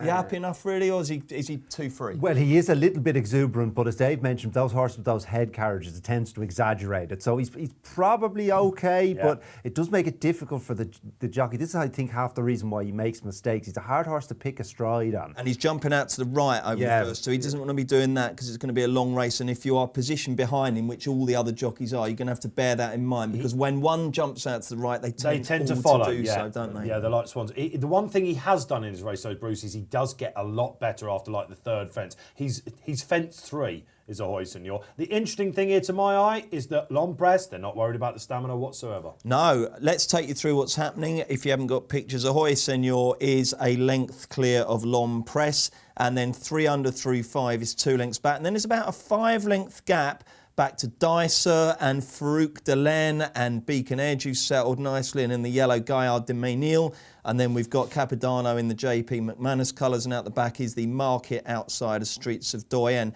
Straightened up all right, Ahoy Senor, but sort of belly flopping them a little bit. They're not fluent jumps, No, these, are they? This is not Pendle by any means, is it? No, it's not an Ergumene and Shishkin we're looking at here. But again, 3 under through 5, absolutely threw that in third. Again, he's the Sod's Law horse, and the Capodanno right at the back, Brendan. Capodanno's not particularly loved by the market, I wouldn't say, Alan. No, currently 9.2, Bruce. Long Press, as you'd imagine, is favourite, 3.3. For Coeur d'Alene, interestingly, is trading second favour, 5.4. And then Ahoy Senor, 6.4. But steady enough, sensible pace, isn't it, given the conditions as well. But Long Press just slightly taking it up now, so and he's currently 3.1 at the moment. Look at Charlie Deutsch here. He's only got one way of going, Charlie. He's a real attacking jockey. Yes, and he's taking it up with a lap and a half to go on Long Press. So, as Brendan said, no stamina. Oh, sorry, as Alan said, no, it was you, Dave, wasn't it? No stamina doubts. Yes. Do you think this reminds me a little bit of Protector at Aintree? You know, when it was just horrible ground and the front runners just ground them into submission. And if you look at the clock, they've not gone above the magic 30, have they? So they can't be going quick, despite the fact they are strong. Well, they're not going quick, but they're not dueling. It's a good even pace. He slowed into that a little bit. Long Press. He's normally a very good jumper. That wasn't particularly brilliant, but it wasn't disastrous. So, as they reach the top of the hill, Long Press just in front of Ahoy Senor, 3 under through 5, and Adrian Heskin on the inside. Actually, if they flip the jockeys, would that be Cobden now or not? No, it's Heskin's it's kept it, has Heskin. it? Yeah, of course, yes. That's why he's running in this. And then on the outside, it's Farouk Delen in 4th. Dicert's 5th on the inside, with Beacon Edge going nicely there in 6th. On the outside, Gaillard de Ménil, and then Capodanno, and then the outsider, which is Streets of Doyen. So they're into the straight, jumping what will be the second last next time out. I thought it was a slightly sloppy jump there, possibly from 3 under through 5. This will be the last in a circuit's time, and it's Long Press jumping. Well, I'm pressing on as well from Ahoy Senor. 3 under through 5, Farouk Delen, and then Beacon Edge, and then Dicer, and then Gaillard de Ménil. And with a lap to go, chaps, who are you on? The Long Press, they'll call it, won't they? You sort of called that in running. If you had to pick one now, I think I'd be with Long Press. I like the way they're riding him. His jumping has really picked up. Not that he was jumping badly or anything, but he's an exuberant goer. He seems to be really enjoying it, pricking his ears at the fences. I'll tell you what's interesting about him. When he went back at Sandown, everyone was like, no, he goes out to his left. Now he's going out to his right. Yeah. He's just like, come on, give us a chance. There is a mixed bag of jumping in behind, and you're right, Bruce. They are following him, all the others. 2.5 now, Alan, Long Press. The market loves him. They do indeed. With Farouk Delen, interestingly, he's the one that hasn't wavered from being second favourite throughout the race. He's currently trading at 5.2. Ahoy Senor 7.2. Gaillard de Ménil, trading at 9.2, but yeah, long press is 2.74 now, and it really kind of a good attacking ride, isn't it, by Charlie Deutsch? He's not giving, the rest of many excuses, isn't he? He's kicking on and putting them to the pin of their collar. I mean, time will tell whether it's a good attacking ride or an unnecessarily attacking ride. But he's just opened up, coming out that open ditch. He's 2 lengths clear now from Ahoy Senor. He's stuck in third place, 300, 3.5 all throughout this race. Farouk Delaine is going okay. Going all right nicely on the outside is Gaillard de Meni, who's jumping, we questioned beforehand, and has been good so far. He is so warming up a little become bit, a Brendan, factor, isn't he? mightn't he? Yes, he I haven't actually seen a whole pile of them. I tend to obsess about the horse I've backed. This is the problem. This is the problem. Well, I'm the worst in-running caller in the world. White cap for you then. Yeah, well, Farouk, he's been a bit sticky at a couple, but Davey's been making up his mind from good jump there. Yeah, that was a good jump. By his standards, I think he's jumped pretty well, but now is when the test of jumping really comes on. Yeah. Do start looking a little bit lazy, but he keeps coming back on the bridle. I keep waiting for him to fall in the hole. I think Streets of Doyen we've lost, haven't we? He has fallen out the back of the telly. Okay. Yeah, and being ready, very patiently ridden out the back is Capadano. Here we go. So This we're coming is down the business hill end. now. We've got 3 to go, have we, from here? And it's still Lon Press who presses on. 300 through 5 takes second now from Ahoy Semur, whose jockey is beginning to waggle his arms. But he's not out of this. This is Farouk Delaine fascinating. is going very wide under Davy Russell. Crucial jump here. And it's a Yeah, lovely oh, jump, beautiful absolutely jump. through it. Ahoy Ahoy Senor, Senor. adios, I think. He's still standing, but there's a juddering leap that also not going particularly well out the back is Beacon Edge. But I would say right now that Lon Press is pressing on, but Davy Russell absolutely cruising in the white Gigginstown of Farouk Delaine. Really, really going well. Don't count out Gaillard de Neil on the outside. And Ahoy Senor is trying to battle on. But Lon Press, as they turn in, has kicked on. He's standing down the inside. Farouk Delaine's coming Ahoy wide. Senor, And could Farouk this be- Delaine Oh, has Farouk almost Delaine's gone, gone. and he has gone. Look at Lon Ahoy Senor, Press he's now. rocking. Ahoy Senor is not done with. But we come to the last. Lon Press I tell you, he's pops going to get him over up the hill, I think. Lon Press from Ahoy Senor, who's got He's a coming. renewed effort. It's Lon Press. Oh, he's What's he hanging all got over the left? place. What's he got left? He's He's got 2 it. lengths clear. Lon Press is going to win it. Ahoy Senor's in second and Gaillard de Mille's in third. As they come up to the line, it is Lon Press and Charlie Deutsch who gets it done by 4 lengths from Ahoy Senor and Gaillard de Mille. Capadano comes from nowhere to get 4th. Wow, we don't know what would have happened if Farouk Delaine had stood up, but that was a great win from a really progressive, smart horse, Lon Press. You had to be impressed, didn't you, Brendan? Mildly impressed. He was pricking his ears all the way up the straight. I think he had plenty in hand. Charlie, as you mentioned, it was an aggressive ride, but he had faith in the horse. He jumped him into submission on the second circuit, and yes, looks a right good horse. What drama we had before the race. What drama in the home straight we had as well. Oh, he looked dangerous, didn't he, at one point, but he kept going. This crowns a magnificent season for not just Venetia, but Charlie Deutsch as well, who's come back from absolute rock bottom. He got his grade 1. This is the horse that's done it with him. He told us, if you're watching our feature shows, he rides Royal Pagaille, who goes in the Gold Cup. This is a stone better, he said, and we can see why they think so. Brave placing, Alan Conway. Did he ever go high in the home straight?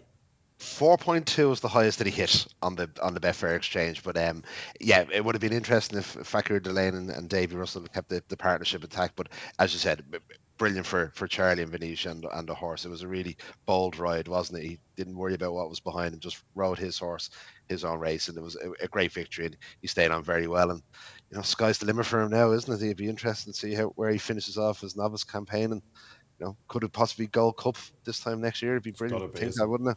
It's got to be Gold Cup, isn't it?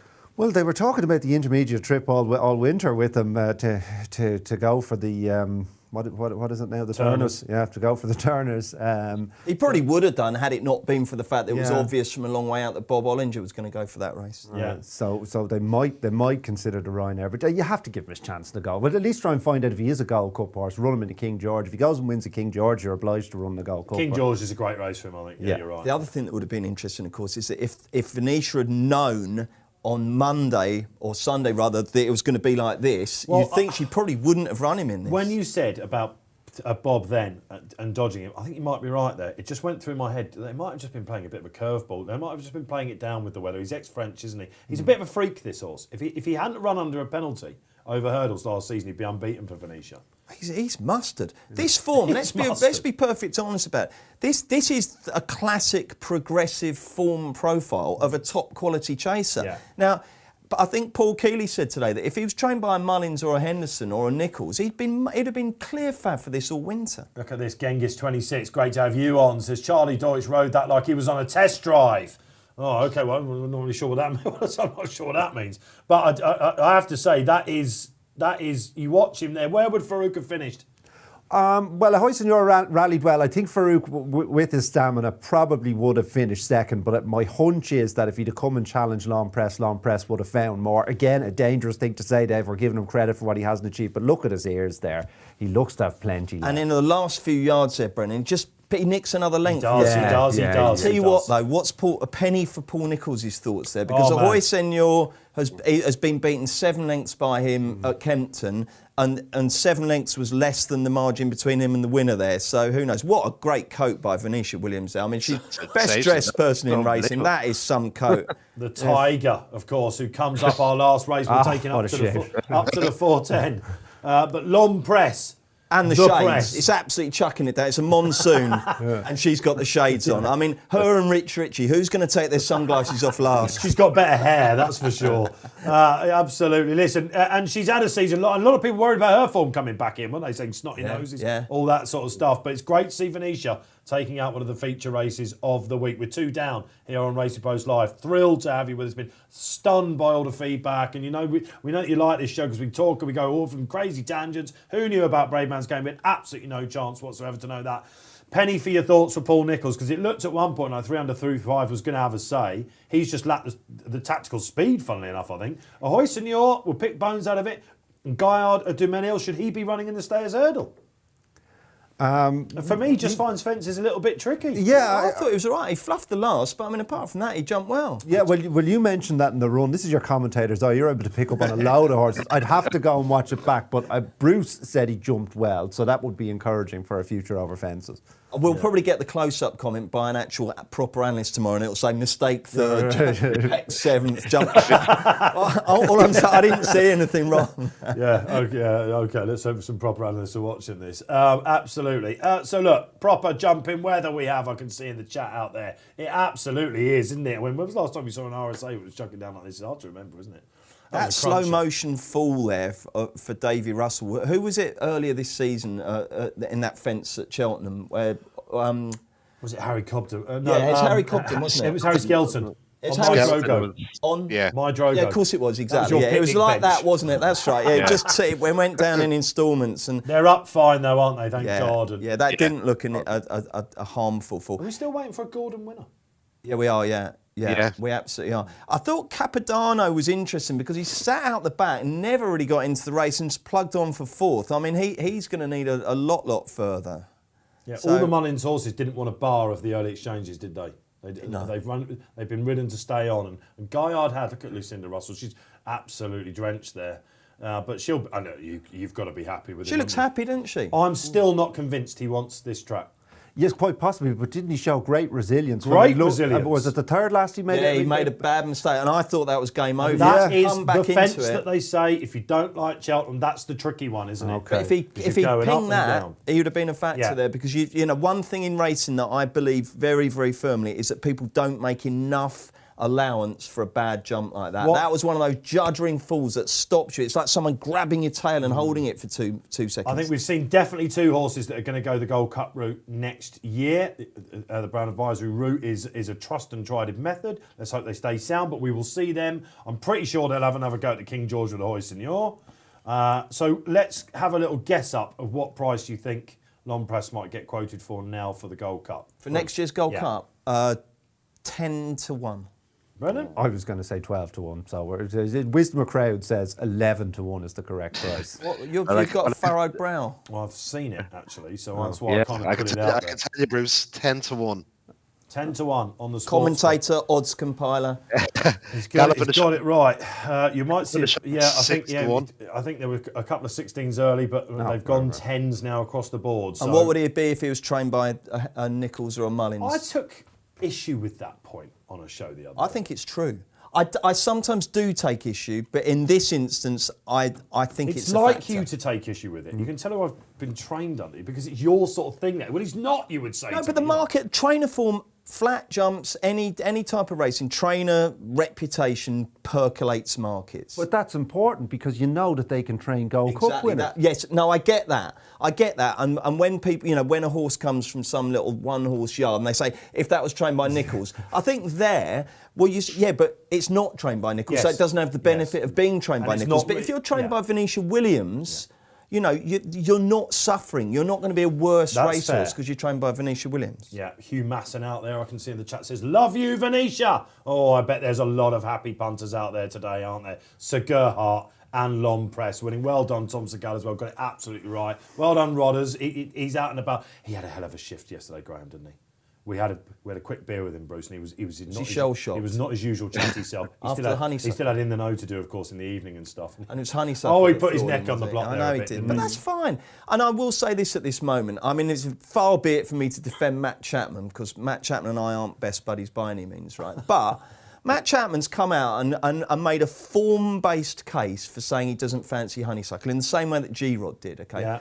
And in the moment after you've trained a dual champion hurdler, Henry de Brome comes out and says, where's Matt Chapman? Where's Matt Chapman? Why? What's it got to do with that? Enjoy the win. It was a bit bizarre, Why go wasn't it? trying to track down Matt Chapman? I mean, if the horse had got beat and they interviewed him, he wouldn't say, oh, where's Matt Chapman? I want to congratulate him for being right, Well, I mean, it was very Paul Nicholls-esque to say we proved a lot of people wrong. I wasn't expecting that from Henry, but he is a good egg, so I'm going to give him a pass. I think it's a once-off. Yeah, fair enough. All right, but I must admit, I got on Twitter as everything after this show had ended. I thought, what's Matt done?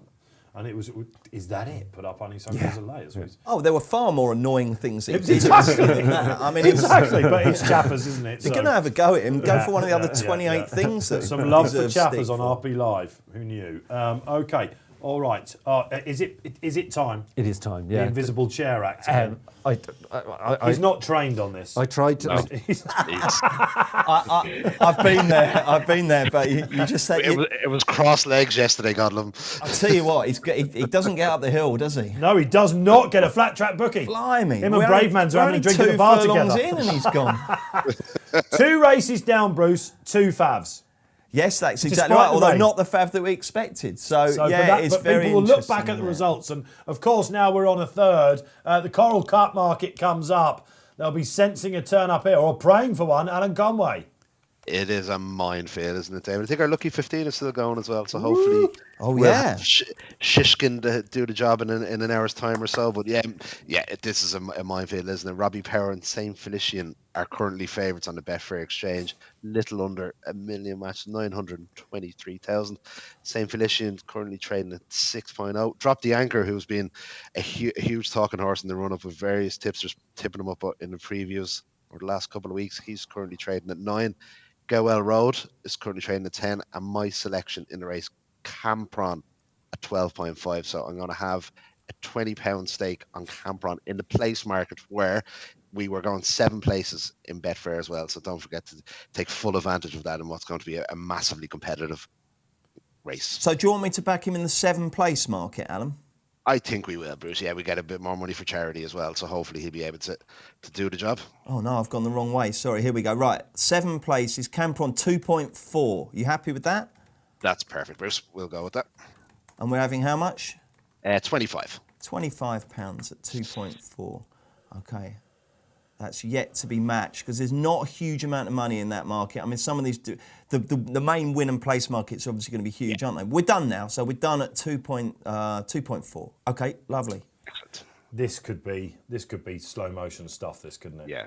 This really could be. Yeah, I mean, it won't be early, but it may very well be late. Guys, it's St. Felicien. Do you have any inclination to back a horse in a 26-runner handicap at Cheltenham at 5 to 1? Because I certainly don't.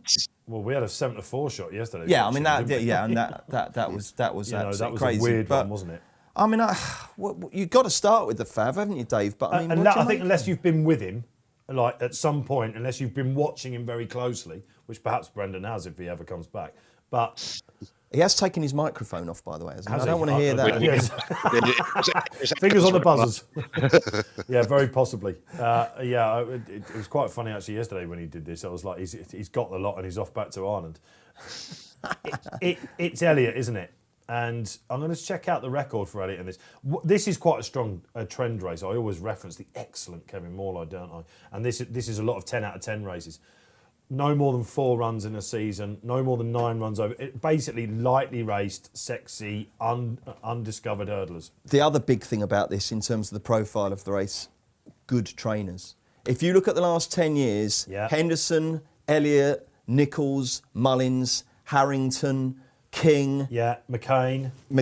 They're all top notch, and they've all seemed to have won one each. Bar Paul Hennessy, of course, brilliant. One of the best dog trainers out there. Yeah. And he can obviously do horses as well. Last time out winners have a very good record in this race. 5 of the last 10. So again, horse coming in with that great form. So Alan's with Comprond. You were going to have you were ready yesterday, weren't you? We were having a drink, weren't we, in the pub, and you went, I've got one, boys, at a Coral.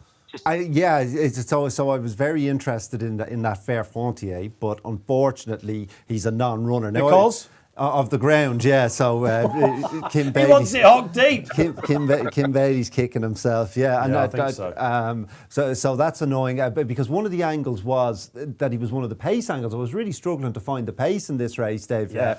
That's an interesting thing. Let me try and map that out for you while we're please do. having a word. I thought maybe Ashdale Bob. Yeah, he'd be one. He could be one. Maybe Henry's horse. Champagne Gold, possibly, maybe Grand Roi, possibly. But again, I wouldn't. You're not suggesting we're going to have a Heaven Help Us. She'd be a great winner of this. I think if you could find the horse that's going to take this out, that it would be a good angle. I think it would be an advantage beyond the pace in this race. It was a weird old spectacle. Now, when you were out having your sojourn, Alan went for Camprond, who I think Philip Hobbs is, and quite a few judges were going for that a couple of weeks ago. Okay. To my surprise, it's the Greatwood form, Alan, isn't it? But look, we've got there. What's for dinner? A very good question. Says JP McManus has to win this, but what one? Let's have a look at JP. I think you do associate JP with this race, don't you? Well, Drop the Anchor's very interesting if his jumping holds up, but his jumping's a massive worry. And it was almost a bit too eye-catching last time, wasn't it? You watch it back in the Liffeys, as it's called now, the old Pierce and all that sort of stuff. Obviously, a very strong race. But he's a million turning in. Yeah, because of all the mistakes he'd made. Is that what it was? Because I only watched, in your members club, you get your final furlong, don't you, and all that sort of stuff. And he was, Tom Segal obviously quite keen on this. If you watch it back, if you think now that he wants to trip, he's been to Cheltenham before, of course. Yeah, no, he's a very interesting horse. I give him a massive chance, but his jumping will have to hold up. Which that puts me bang off him. I've got to be honest. Let's get another social up. Great stuff, Will, in the gallery on this. Gowell Road, back to his best. Garen Lynch has been bugging this out on Up in the Ante the whole time. I don't know. He's been really well supported, hasn't he, Gowell Road? Twisty likes them to get on with things. Could he be one of the pace angles? Last year when we were doing this show, do you remember how many British jockeys got thrown under a bus for going too soon? It was Harry. How clear can I make it? Oh yeah, sorry. Absolutely. I think he'd like it. The water jug. Yeah. Brendan's like, what? That's dangerous stuff. You won't last 10 minutes on that. Yeah, someone thought you were drinking Guinness. That's not the gin. Well, the good news is I didn't wet myself, so that keeps that 3-week streak alive. But good. There you go. There you go. But listen, I'm telling you, you are getting trained on this, but we are seasoned pros at this, aren't we? Yeah. You wait till you have to do all 8 races at one particular. Well, it's funny. We'll have you in at Royal Ascot. You'll love that. It's funny you say that. I tried to train myself because I thought I'd do better because I'm a grown man. I should be able to sit here for 3 hours. But anyway, I decided that I'd drink a load of water between 11 and 12, and then it would all be out of my system before one. Now, there may be urologists in the audience going, "That's a massive flaw in that strategy." I think if you're a Tour de France cyclist and you're actually burning that energy and absorbing that water, possibly you just sat there studying form. So, and we shouldn't go too early on the taking the mickey, should we? Have you? Oh no, I'm 100% here, mate. Don't worry. You know when you watch the racing channels and they have all those budget ads, don't they? Help out these poor tigers and that. They also obviously have massive, great kind of nappies for adults. So, it pays to invest. There's a few nappy men around here, I can tell you that much, absolutely. All right, back to the Coral Cup we go. That was smooth. Pick your way out of that one.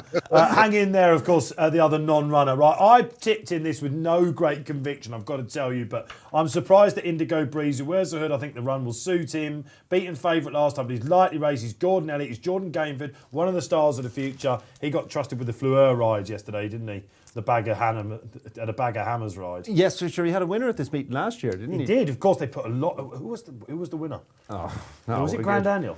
I thought it was the boys' race, but it was the Grand Annual. It was the Shunter, of course. Paul Byrne, the plate, and Emmett. Oh, the plate. The plate. Sorry, and Emmett decided this is our boy. And there's a link because the Shunter's in here. Yes. So they put a lot of eggs in Jordan Gainford's basket last year, didn't they? Do you remember? They gave him all those quick rides in succession. Yeah. Again, Keel's genius. No conditional has had that many rides in the month leading up to it. And we waited, and we waited, and we waited. And, of course, it was Grand Annual when he got over the line. So he is a Cheltenham Festival in jogging.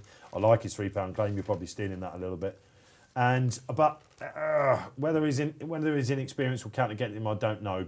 And is the rain ideal? I'm not sure. But he was one of the more interested ones for me. Brendan, what did we... Now that Fair Frontiers is out, yes, you did come down on one, didn't you? I did come down on one now. I should say I haven't actually backed it. I've just to come up with a selection.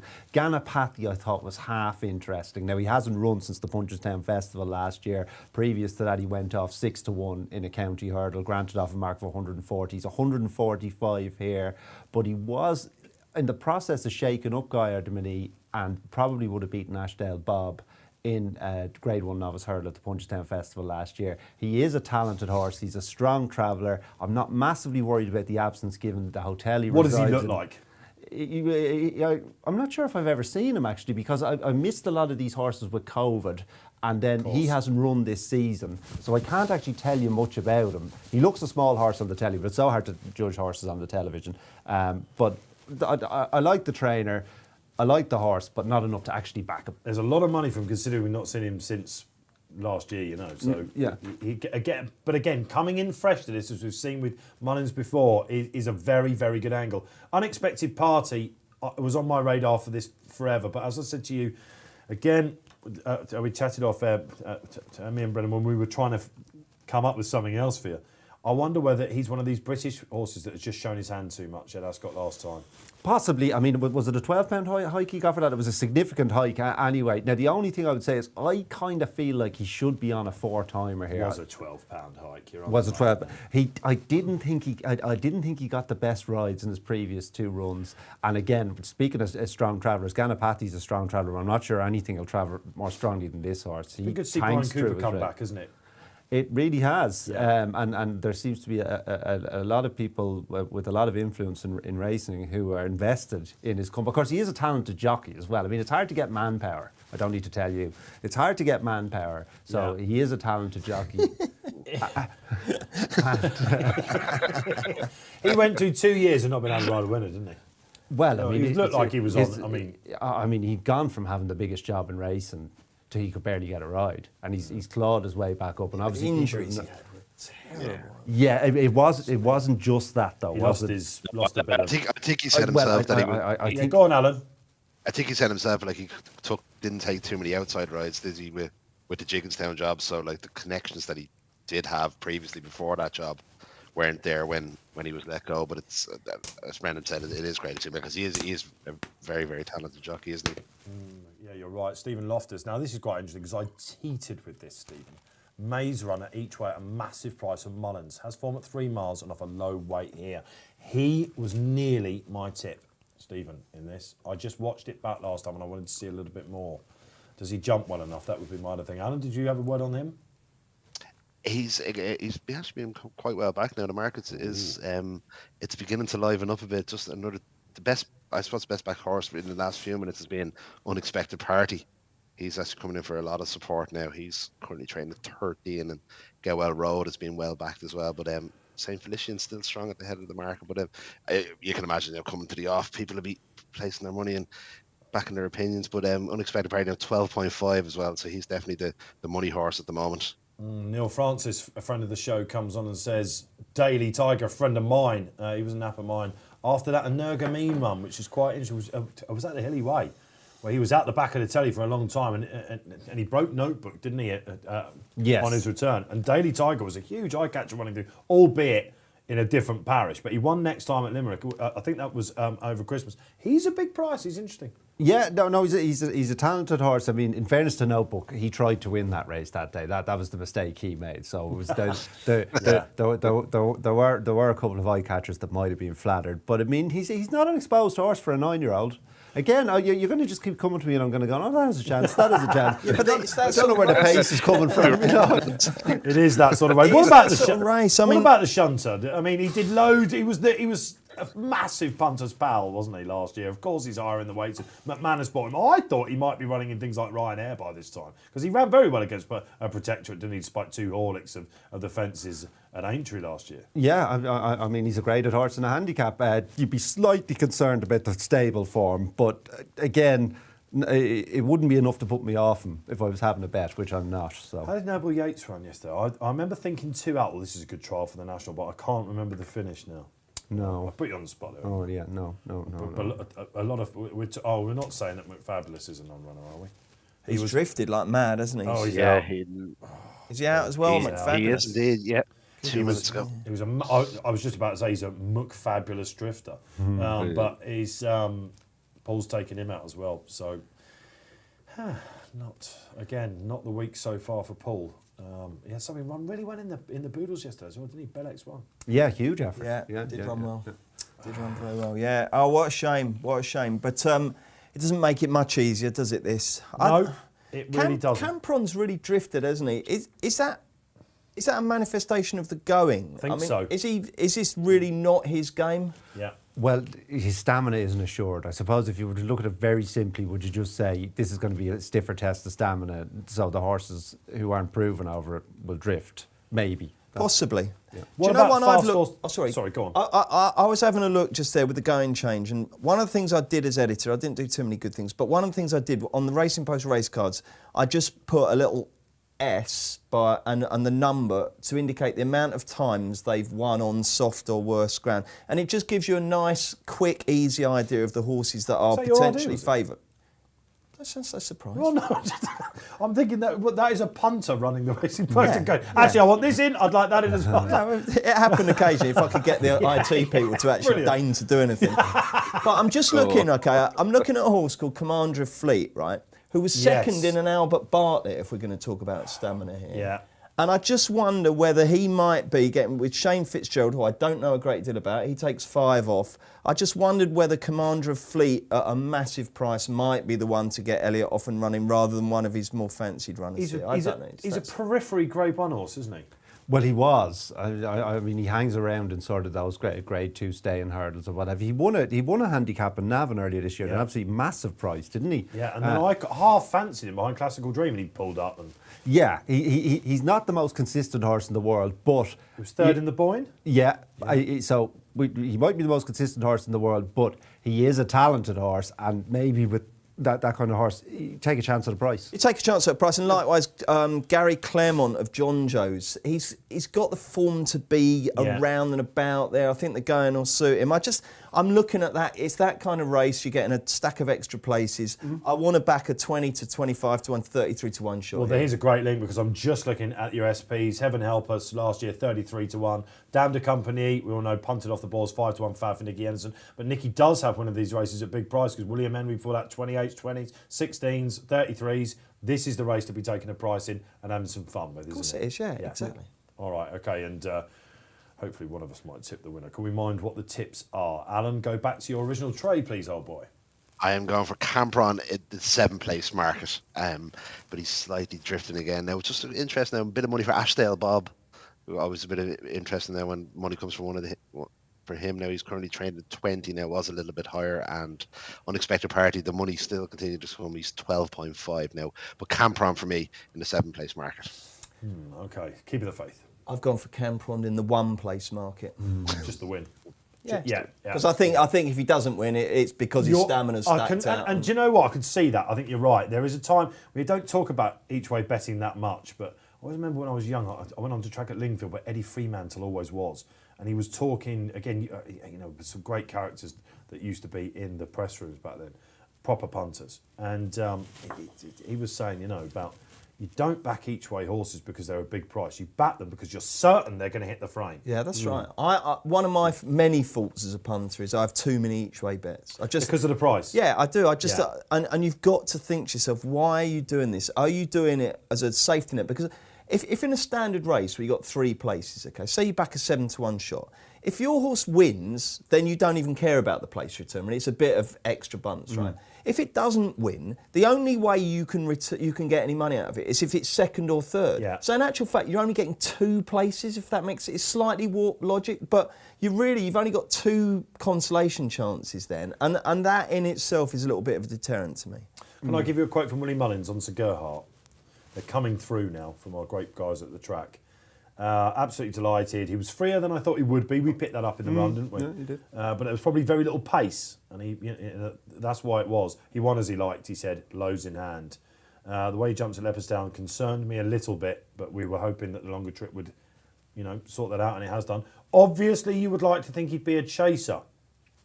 So he's left us with a dilemma next year to go chasing or maybe back to the Champion Hurdle. That's where we are. I don't like 8-year-olds that go novice chasing. I just don't. You've got to be sizing Europe, haven't you, to basically go and win an Arkle at 8. I know Edward Stone has done it, but he was totally... He didn't have... I just don't like 8-year-olds. I think you're going to come up against something.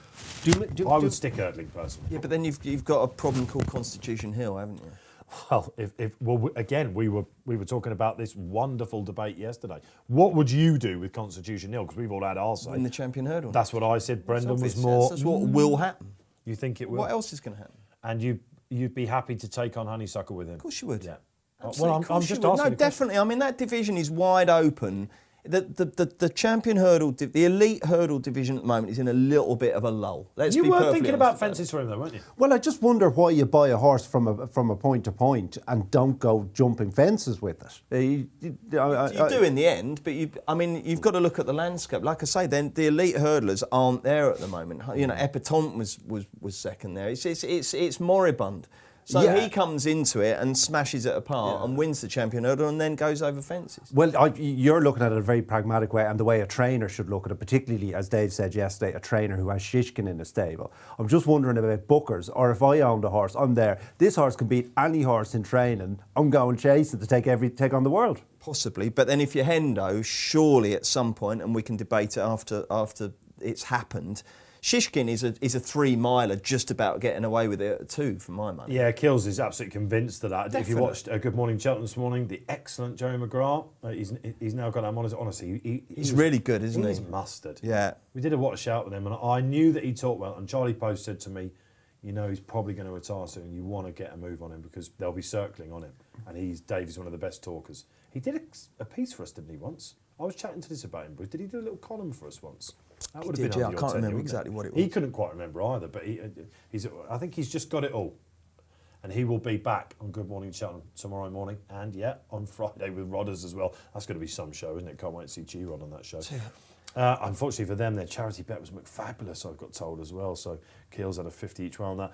One horse that's hurting my head here, I don't get it, and I wanted to like him, and Tom Segal likes this chap as well. Never a bad thing, is it? First time tongue tie for fast or slow for those colours. City Island colours, as I call them. Yeah, I mean, he's been a bit of a mover in the anti-post market. Maybe the tongue tie suggests some sort of a wind issue. It's the owner's big day, granted, but I'm like you, I just cannot see anything in the form. I watched it back last time in the Liffeys, like Drop the Anchor, and you see Drop the Anchor flying, you're like, we can't beat him, can he? But there has been good money for him, Alan, as we approach the off.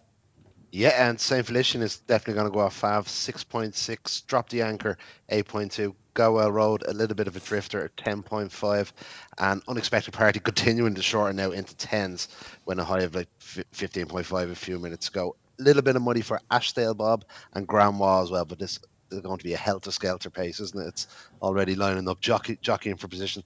Who do we think is going to go? This is Ashdale Bob. Okay, You're fascinated by who's going to do this, aren't you? Well, I think Lead. I think there could be a tactical advantage. Now, Alan might be right. Maybe this is the problem with making pace maps. They make a complete fool of you. Maybe there'll be a tear up for the lead, but I just couldn't see it before the race. So we'll see. Yeah, I think on the flat they're fine, aren't they? But you never really know over jumps. It is a bit tricky. Of course, it helps with some massive field like the National or something like that. But this is a tricky one. Could this be a dawdle? This was the one race last year where you're just like, they've totally let this slip. Of course, heaven help us. Did Christopher Wood come onto either of your radars? I just, if I'm looking at a consistent type who, if it's his day, Tommy's Oscar form. might just nick a place if you're getting 7 or 8. I don't know. Venetia obviously won the last race, but I was down at Nichols and he got asked about him with Benny Ryle, who was down there with me, and she said, "What about Christopher Wood?" And he said, "Well, I don't have that anymore." Yeah. And she said, "Yeah, but you know about him," and it was a perfectly right question. He goes, "No, we're good enough." So sod's law. Okay. Sod's law. Okay, we're circling down at the start. Bruce is going to call him off. Ganapathy looks like he's just keeping away from the others. My Indigo Breeze is right out the back. Remind us, Brendan, who's the big hope? Ganapathy is my token selection. Token selection, Yeah. all right. We are less than an hour away from one of the races of the week, the Champion Chase. Are you Shishkin? Are you ENERGUMENE? Are you Shakan? Are you something completely left field? Dan Skelton will be bemoaning the rain for Nube Negra, won't he? Let us know. We'll get your shouts in before that. But right now, it's Coral Cup time. It's going to be fun. Let's just have some crack with this, shall we? And just try and help Bruce call out the colours at some point. Yeah, because don't forget they're all going to blend into one after a circuit with all this mud, aren't they? So Okay, well, I haven't backed anything, so perhaps I can watch this in a holistic sense. You're going to put yourself up for the call. yeah, I was going to say, Oh, you right. just watch it, Okay. commentate on it. Okay, right. We'll We're give you a lining couple up- of furlongs, all right? we're Do you want to take the first 2 furlongs? Take the first two Oh, furlongs. like John Hamner. Okay, Yeah, exactly, we're yeah. lining up with Ashdale Bob. We have a McManus horse on the inside with a hood. That'll be the shunter. I'm surprised to see the shunter up there, actually. Do we have your Christopher Wood is lining up handy as well? Compron's landed up. You said that might happen, Dave. They have We're off. faith in his stamina. Off and go. Compron is up there. I like it. Back the horse. Ashdale Bob, Christopher Wood, Comprond. Faster, slow, taking a little bit of a tug on the outside, not getting any cover. That's not ideal. Oh, you're made for this. This is Great, brilliant. Brendan. Carry on, my man. This is superb. Okay. Well, I'm getting a lot of love in the room. That's great. The shunter settled on the inside. Brave Man's Route. I like this ride. Gale Road is up at the pace. What else have we got here? Maze Runner. You said Maze Runner might have to be up with it because of the stamina, Dave. Don't think they're going that fast to my commentators. 28 miles an hour, the clock says. But we do have to factor in the ground. Okay, so that's the first 10 horses given to you over the first 2 furlongs, and I'll now hand over at one of the many turns on the old track to Mr. Bruce Millington. Oh, that was brilliant. That was lovely. brilliant. I love it. Yeah. I'm going to throw straight to Alan for any early market skirmishes. Same Felician, just holding solid 6.8. Currently fab on the Betfair Exchange. Gower Road at 9. Unexpected Party 9.8. It's fairly quiet at the moment. Ashdale Bob 13.5 and Grandwa at 10. Just now 11.5. So yeah, it's a fairly sedate gallop as well, sensible in the conditions. But yeah, punters just keeping their powder dry for the moment on the exchange. Is that the Jolly in roughly sort of 14th on the outside? The Rob Core colours, great. There's Yeah. only one Rob Core, isn't there? great Yeah. spot. Yeah. What we have The in front of Bob us, colours, as they're known so affectionately. I think you've called the Bob as well in front. You said you hoped he might lead, and we've got that. I like it. Yeah. No. But Bob's It's not stamina quite a is heaven help assured. us, is it? But he's not being hassled at all. And a talented horse to He's give a a tough solo old to. chap. Yeah.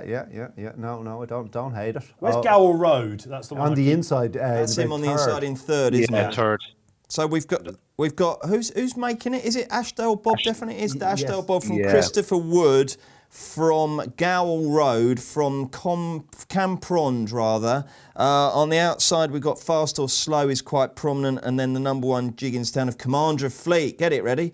He's going up on the outside.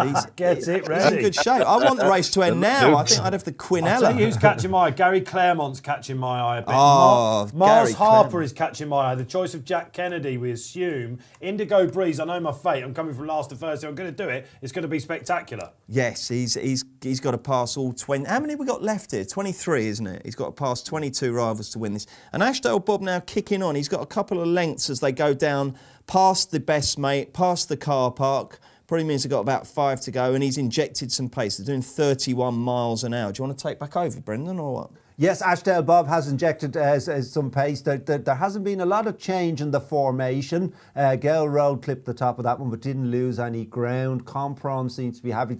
Compron betters, and there's one on my left, will be delighted with how well he settled, give himself every chance to stay the trip. Did you mention that the Gigginstown horse, what was his name again? Commander of Fleet. Commander of Fleet, yeah. Call me Lord up there. I think I could see him in the Who's the old grey as well? Unexpected party tanking through the race. That's what he does, That's isn't what it? he does. That's what he does. Do not hit the front too soon. Yeah. 9, Ashdale Bob in the run. Yeah. Yeah, okay, so they like the front runner, The Adam. Fav's at 9.6. Well, the original Fav, San Felicien's out to 10.5. It's got plenty to do. They've almost split into 2 groups. Echelons, here, haven't they? Yeah. yes. Echelons, exactly. Right, okay. So I do think it is an advantage to be Fast on the or front. slow catching the eye, guys? Fast or slow was a bit keen early on to my commentator's eye. Where's Drop the Anchor? Where's Drop the Anchor? What colour's he wearing? He's wearing the green with the star. Almost impossible cap to have a look at. Okay. So this is Ashdale Bob as they get to the highest part of the course, from Christopher Wood, from Campron, from Commander of Fleet. And then we're also up there is Fast or Slow. On the inside is Gamble Road. And these 7 have a little break over the rest. Yeah, I think there's something in yellow. Is it Ganapathy coming up on the outside as well? But it's basically impossible. You can tell the front 3 and that's it. It's still Ashdale Bob as they come down to the 3rd last. Ashdale Bob. Over he goes. He's got a decent lead Yes, here. What he price has. is he? 3.3. Commander of Fleet, the big danger. Goodness me. I'd say. Go on, Commander. I'm on him at a massive Is price. that Ganapathy? It is It is Ganapathy. Ganapathy. Yeah. Indigo Breeze is coming a bit as So well. we've got Ashdale Unexpected Bob, party's gonna pull up, Commander of guys. Fleet. We've got Campron, then we've got Ganapathy. It'll be hard for anything else to get into I'm this, I absolutely think. flying, but I'm miles off. Come on, unfortunately. Commander. Come on, the Commander. Take Fleet, me old son, says Bruce. Go on, my cocker. But Ashdale Ashdale's Bob's not want to coming pass. back to them. The guys in the gallery are going to be Ashdale mental about Bob this. and Jack the producers Foley. all over On it. the outside, Commander of Fleet. We've got Campron down on Fast well, or and slow's really been out of going track. well. He's Look fast at or Commander of slow. Fleet. Come on, Commander. Come I'm on, the the Commander. I think hundreds. he's going to do it. Come on, Bruce. the Commander. Ashdale Bob is hanging. Come he on, needs Commander. A good jump. He's got I didn't swear. Come on, the Come on, Commander. Commander. Come on. This is going to be it. Come on, Bruce. We're going to get this. Fast or slow's over the dig. Come on, Commander.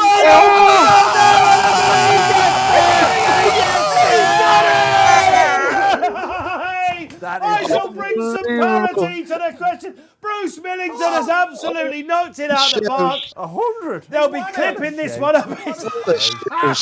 Get it ready, says Bruce Millington. And the studio has come along. Alan, I can hear you in the background. It's pandemonium scenes here. Oh, my goodness. The 2 have come clear. Let's go to Dublin. Bruce, I doff my hat to you. What a shout. High of 156. Could you believe on the Oh, missed the price. finish. Absolutely brilliant. I think a photo's been called.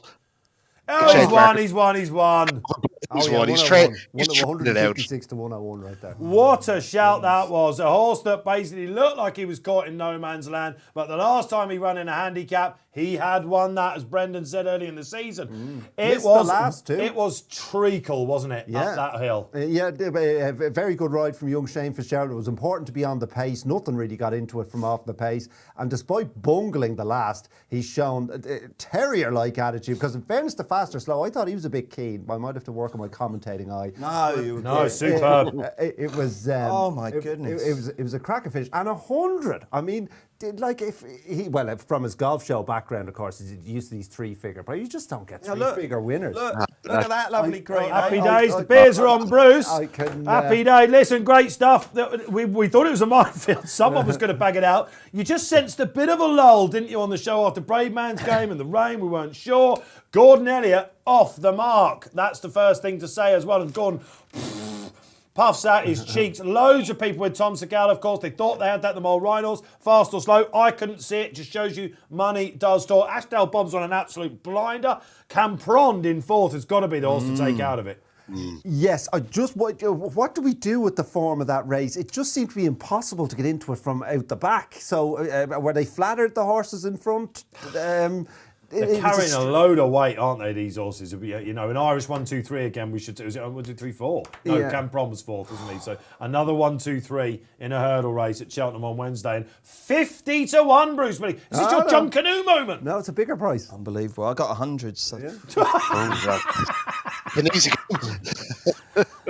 Oh, he fell off the chair. That's the first. I will be milking this for the rest of the show. And I tell you, I've been begging for the wide angle to come back, and the guys in the studio have done a great job to get the wide angle you've been seeing this week. That's why. I still disappeared, didn't I? And this is almost banishing the memory of Goshen for you. That, it was, yeah, it was. You kept did I it clean. swear or not? Well, but you there were a falling P to the word? ground at the time. I think it's fine. The funny thing was, Brendan had said before, and I'm not sure about me commentating because I tend to be biased for the horses. You and I'm on this is a massive prize. And I know that Twitter is going to go crazy for that. YouTube's and Facebook Live going mad as well. Oh, there we go. There's only one Cheltenham festival, isn't there? And just when you think it's impossible, hopefully some of you took a flyer with Bruce as well. And a funny old race again. That's 2 years in a row, isn't it, where the front runners have dominated this race. It's... Yeah, I mean, it looked a tricky puzzle beforehand. I mean, I'm delighted for Bruce. Obviously, it's great to see, and he takes over the mantle of shout of the week from Alan yesterday with Cork Rambler. But how far would Fair Frontier have won that race? There we go, quite right. That's a moral victory for Brendan. after time. Well, we are a half low an hour away from the pièce de la résistance of the entire week, say some, because Shishkin is preparing to strut his stuff. The camera just on Bruce.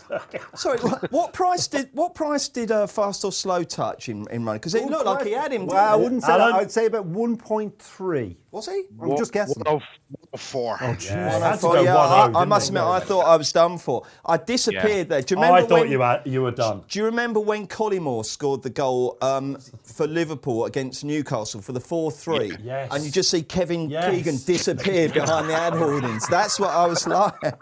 Well, there's a reference, isn't it? Wow, all right. 104, I was $1 million off that. I don't know. Was Let's get a social Thought he up. had it. Look at this. Ed says, I had a 5 on it because of you. Bruce, get in, lad. Go on, Ed. What a Says judge, Ed. Hey my up, friend. Ed. That's There's great What to was the hear. Betfair SP? Just over 50s, Alan. It wasn't there. I'll check now. He was. I repeat, 52.5. Oh, you shrewd at the price as well. The commander, Price as not of well. the fleet, the commander of the Van Rorik says he always gets one. I Congratulations. actually don't. Normally get none, but thank you, Commander. Happy I days. assume there must have been a nibble for him late for him to go off 50 I guess so, as yeah. an SP. What tends to happen is if a decent, respected judge puts a horse up at a long price, they get right Oh, back. right. And you It did put it up crashes, late as well. There You we didn't go. want to crash the market. No, exactly. Right, Exactly. okay. It was Ganapathy. I mean, I tell you what.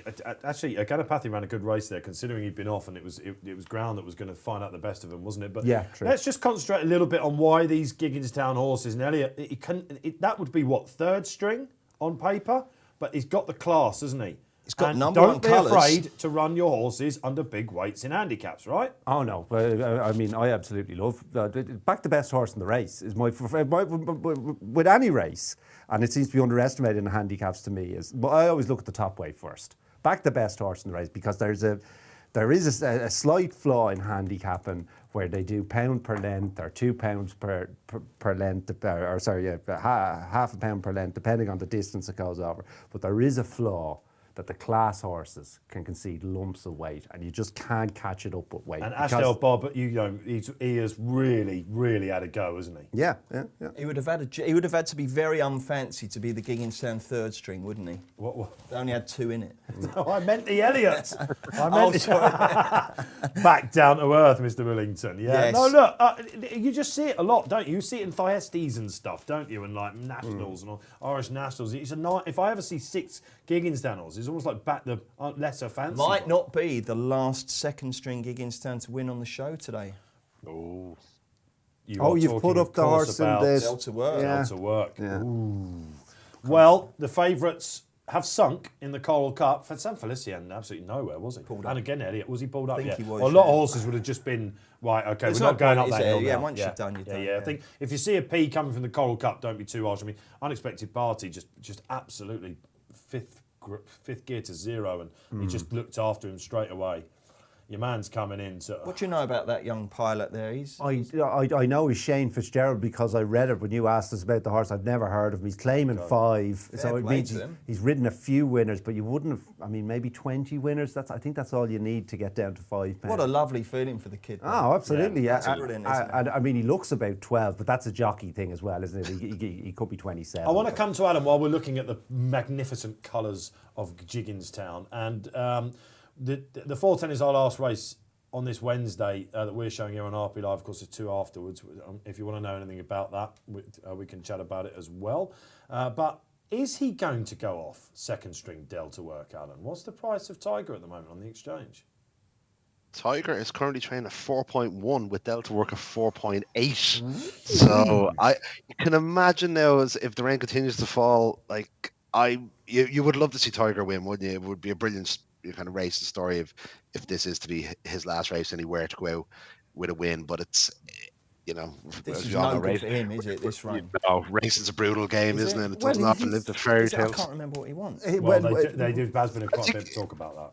But he's won an all sort. He has. Isn't this one of those horses that what the connections say he wants and what the form book says he wants are two slightly different things? The archetypal horse like that, isn't it? I mean, I suppose he's a 12-year-old horse who's won how many races? He's won 13 races in his career, so he will have won on all types of ground. But I mean, there's nothing in it. I mean, he won a Grand National on heavy. Yeah, okay, fair So enough. It was good to soft when he slammed them last year, of course. And I got a feeling the rain might have come before that. Go back in your member section now and have a look, and you'll see. I'm trying to get that weather beacon memory of mine out, but I remember just feeling a bit dull after he won, despite the fact we were delighted that he was back. I just wanted the crowd for him. But look, the Kingstown holding the key in the 410. Ben Blackmore's running our social. I think he's going to enjoy clipping that up. If I did swear, Ben, can you just beat that one over, please? Because I beep honestly, it over to HR, will you? after Goshen 2 years ago, I was worried I was going to lose my job. So we chatted about that earlier in the week, didn't we? I said the wide camera's back. Do you remember? Yeah. That must have come onto your radar, didn't it? When we were watching Goshen go clear, the first time we'd ever done this show. Bruce is on it. And we have to now put a monkey emoji over him because it's fair to say. Well, you say that, but they clipped it up earlier and then left the unedited version. Oh, did they? Yeah. Okay. Oh, right, They're okay. desperate to try and get me out of Dan a job. Walsh, I'm having a word with you. It was Dan's monkey emoji, actually, so he's now, all right. Okay, let's see. Now, this didn't work with James Stevens earlier, but we might have the front runner on the line, actually, from Cheltenham, and it's been a dramatic day. Let's see if we can get Chris on the line. Can you hear me, guys? Here he is. Yes, we absolutely can. Who's that out there? And come on in to Racing Post Live. I'm just splashing across the paddock as we speak. This is absolutely extraordinary stuff. I wouldn't have believed it possible. We spoke, didn't we, just before racing, Chris, and I said, do you think they were right to water? Loads has been said about that, but the non-runners will be one of the stories of the day, won't they? Yeah, completely changed everybody's expectations, because even looking at it last night, you're thinking, all right, well, we might get a bit of rain tomorrow. Maybe it's not going to turn up. Some forecasts say one, some say the other. But either way, it's basically still under it going to be a decent surface. And in fact, what you've got is the kind of ground that you might get here in the middle of December. It's worse than we had in the middle of December, to be honest. It's extraordinary stuff. It's just so much rain that the watching last night really become irrelevant. I speak to a trainer about it just now who might have been minded to complain about the decision to water, but he's now saying, well, look, there's been so much, it would have been testing whatever they did last night. Yeah, okay, let's concentrate on the racing then, Chris. We had 2 races, 2 favs into Gerhardt. A lot of people now asking where he's going. Of course, champion hurdle route, you might have to take on an absolute monster from yesterday, wouldn't you? Is he too old to go fencing? And of course, we had Long Press, the sensational, scratching of Brave Man's Game, found himself to weigh his favourite. That was some performance, wasn't it? It was amazing, because I thought it was quite a bold move on a horse who wasn't absolutely certain to stay, to go to the front at the time when he did. On this kind of ground, and it just looks like another really well judged ride from Charlie Deutsch, doing the thing that you wouldn't expect. Trainer full of praise for him and the horse, and we're still left in that situation where you don't know where the top of this horse's ability is. But having performed like that, you're entitled to dream of anything. Yes, he's got to be a Gold Cup horse for next year, the way things are now. That being said, people will. In the those horses pick holes in the form. The second horse, a horse Senor, has made a few mistakes on his way round. And a few of the others just haven't run their race, have they? So, what is it worth? But, that's just strict form terms. So, it was a devastatingly impressive performance by him. And he's going to be a factor in any major steeplechase for the next 18 months or so. And great for Charlie Deutsch, you're quite right. What's the vibe then as we come up to the champion chase? Where's the front runner going? I was making the case for ENERGUMENE. I lost it last night. I thought, there's no kidding ourselves anymore that Nicky Henderson might be out of form, is there? so that's no fact. Chris, it's been great to have you on. Thanks for beaming in. Thanks for beaming in. We're losing you a little bit, Chris.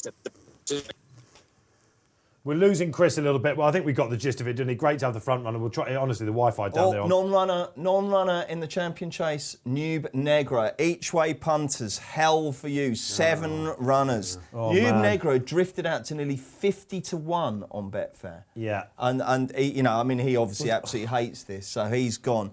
And now, if you thought you were having a little sneaky each way bet to nothing, you've only got the 2 places. Loads of people would have backed him each way because he was the cruiser and he was. Well, not just him, everything bar. Absolutely. Everything bar Shishkin. And Shakan as well. That's been the each way play, isn't it? We were talking about this. Right, come on. Great to have the front runner on, and all of our colleagues are moaning about the Wi-Fi down there at Cheltenham today. So.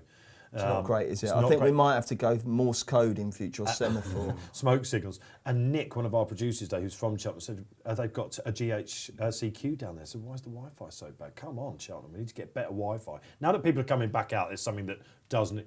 I'm pretty sure GCHQ doesn't just use the local Wi-Fi. I think they've got quite sophisticated communication There should be better Wi-Fi at track, shouldn't there? There should be better Wi-Fi everywhere, shouldn't there? Really, yeah. All right, it's something that we need to look at, that's for sure. But we got the front runner for a little bit, and I got GCHQ right or wrong, didn't I? There, probably somewhere on the line. But anyway, you get the gist of it. Okay, we are 20 minutes away. Is this the race of the week? Yes, for me it is absolutely. I don't know what's yours, Brendan. Well, my race of the week is probably Gallopin and Bob Ollinger, but that's because I don't really think ENERGUMENE can win this. But if you think ENERGUMENE can win, then it's great to have a rematch of a race that was so close. But I mean, how can, ENERGUMENE cannot jump any better than he jumped in Ascot, and Shishkin definitely can. Well, before we digress, Shishkin can jump worse as well. Well, I suppose that's... Okay, sorry, well, let's get into it in a bit. Let's get to Alan, because, okay, no Nube Negro, Alan. And what is the great Shishk doing in the market at the moment? He is currently 1.87 with just over 2 million maxed on the Betfair Exchange. ENERGUMENE 3.9. Chatram Purcell, which Chatram Purcell is going to turn up, the one that wins at Leopardstown or the one that couldn't get up the hill last year? He's currently at 10.5. Envoy Allen, imagine if you had said this time last year that Envoy Allen would be running at Cheltenham and he'd be trading at 14 ahead of whatever race he was going for, and then put the kettle on.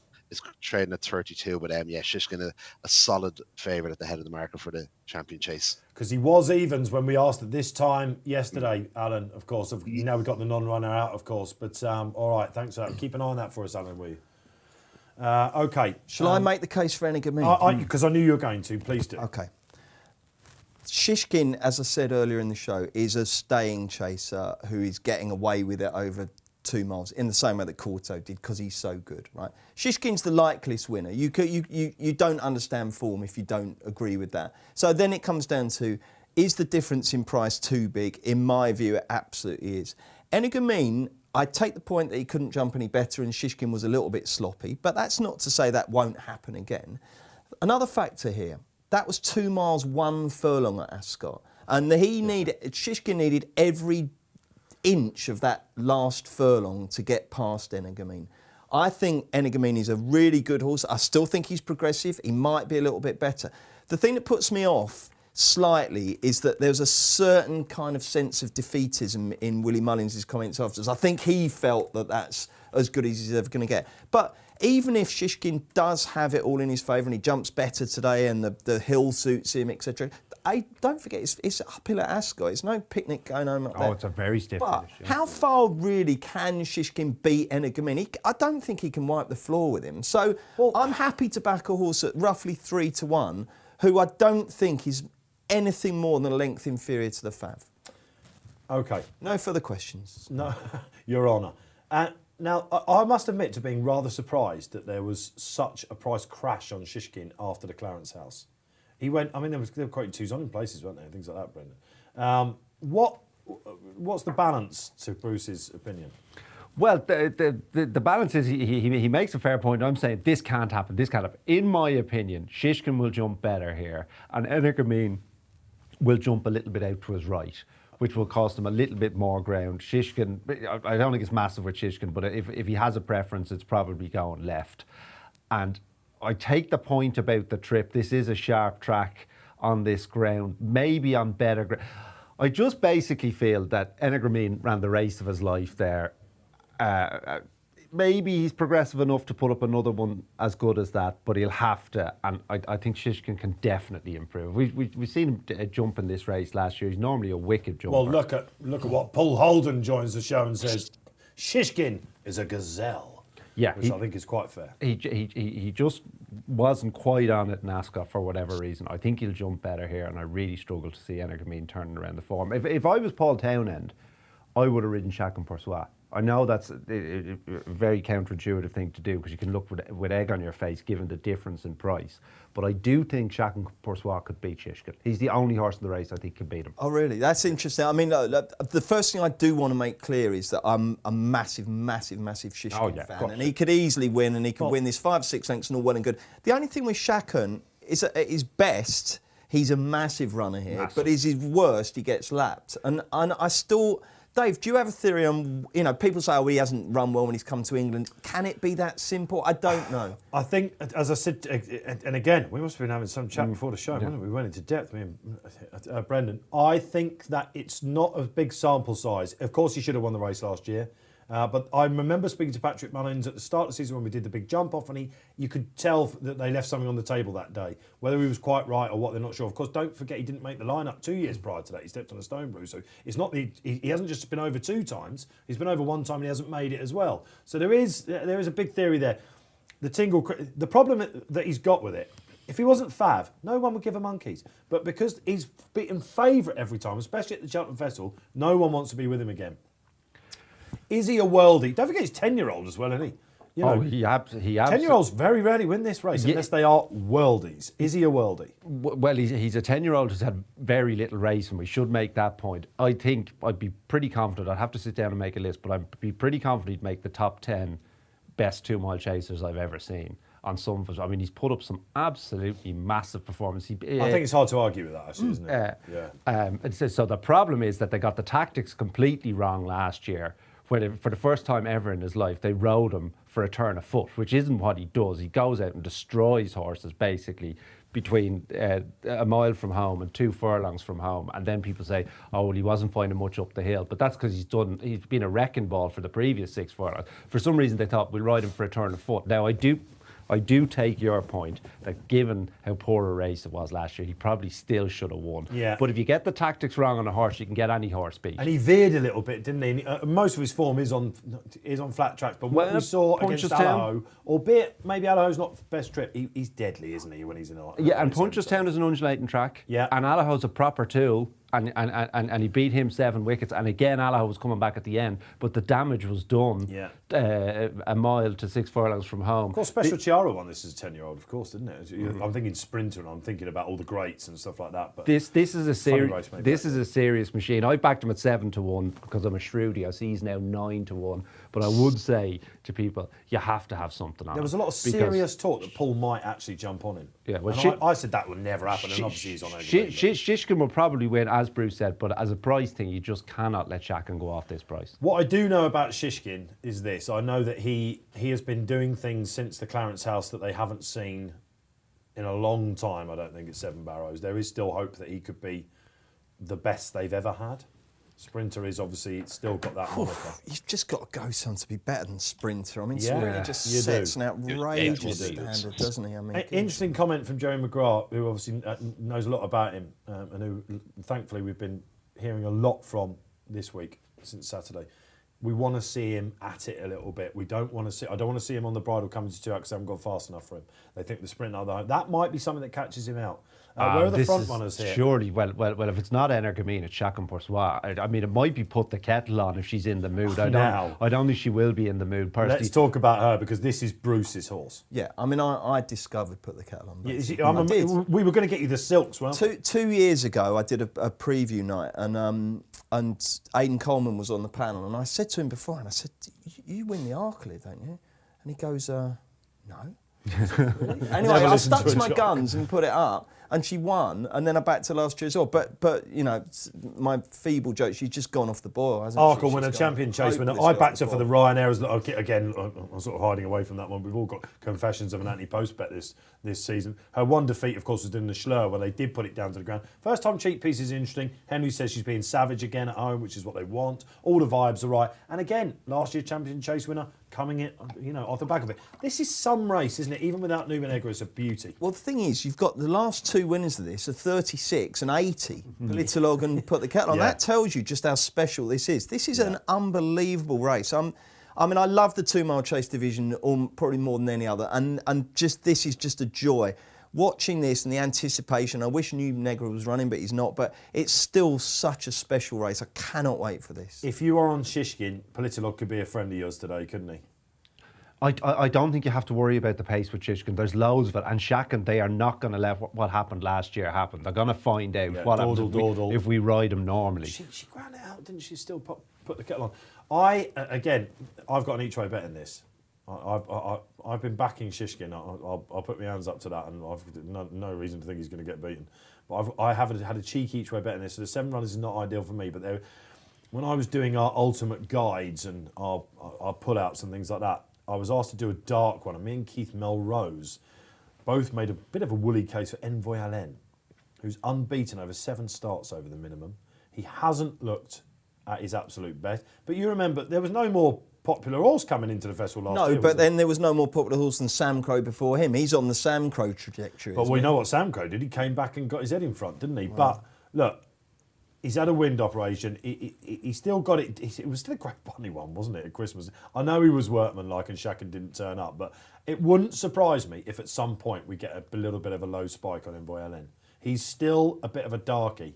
He's just, he's not up there with the best. He's 161. Maybe that's what he is. But I talked myself into it about a month ago and thinking, 8 runners or whatever. He was quite a big price. You're not alone. He's into 12 to 1, so there are definitely some believers out there. At a price, he'd probably be the biggest mover in the race. That was a second wind up, Dave. That's the only thing I'd say. And the move from Elliott's, he's quite a tricky horse. Well, does Henry think he's just getting him right now? He said his homework was perfect, didn't he? So look, we'll see. Yeah. We will see. But it's again, every runner in this race we could spend a bit of time on. Let's get some more interaction from the floor, shall we? Who's out there? Justin 2087. What happened to 86? Put the kettle on without the fav. Okay. Alan, let's throw to you. Without the fav market, what price is ENERGUMENE? Pretty short, I would wager. 1.97, Dave, with Chacun Poursuit at 5.7. Envoy Allen coming in for a bit of support at 5.6. Put the kettle on at 13. Fundaball Savola 18.5, and then Politolog, the old boy, at 38 in the without market. But it's shaping up to be a cracker, isn't it? Have we got a bet? I was going to ask that. Yeah, absolutely. Have we got a trade, Alan? We do indeed. We're going to keep it nice and simple. The best horse in the best race, as Brendan said earlier on. We're going to have £40 win on Shishkin to top up our winning fund so far. So that's my bet as well. He was very, very good at Ascot as well. He did a lot of things badly, he can, as Brendan said, he can probably jump a little bit better. Doubts about Chacun Poursuit and Envoy Allen as well. I think Shishkin is the best horse, and I think he's going to put up another very good performance here today. So Shishkin for the win for me. And the lucky 15 is sizzling, isn't it?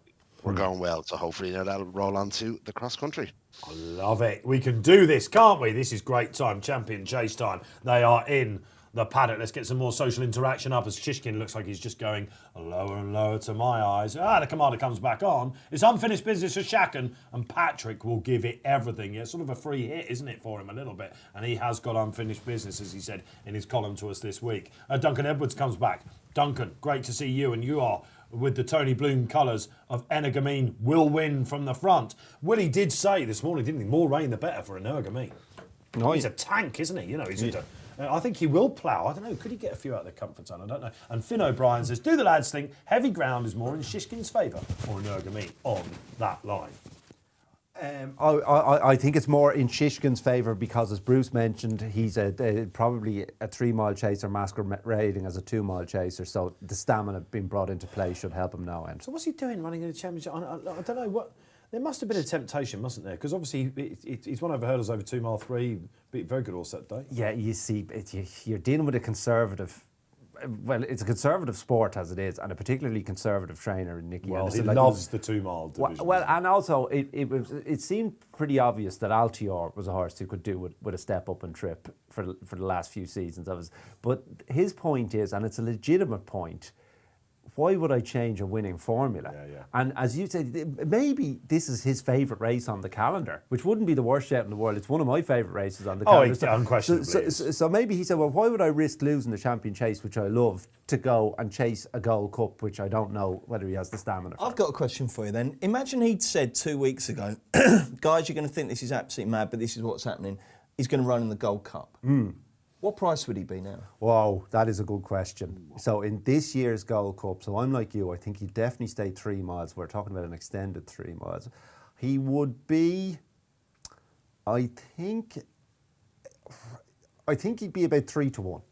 I had 5 to 2 in my head. Alan, what do you think? I'd say 4, maybe, just on the unknown that he hasn't, kind of run over that trip. I think he gets spanked at 4 to 1. I think he gets smashed. I feel a bit sorry for the King George, because it's always at this time of year we start to imagine a race for the ages, like something on PlayStation, isn't it? Do you know what I mean? But they never all turn up, do they? No. I draw the line at people feeling sorry for horses. You're now feeling sorry for horse races.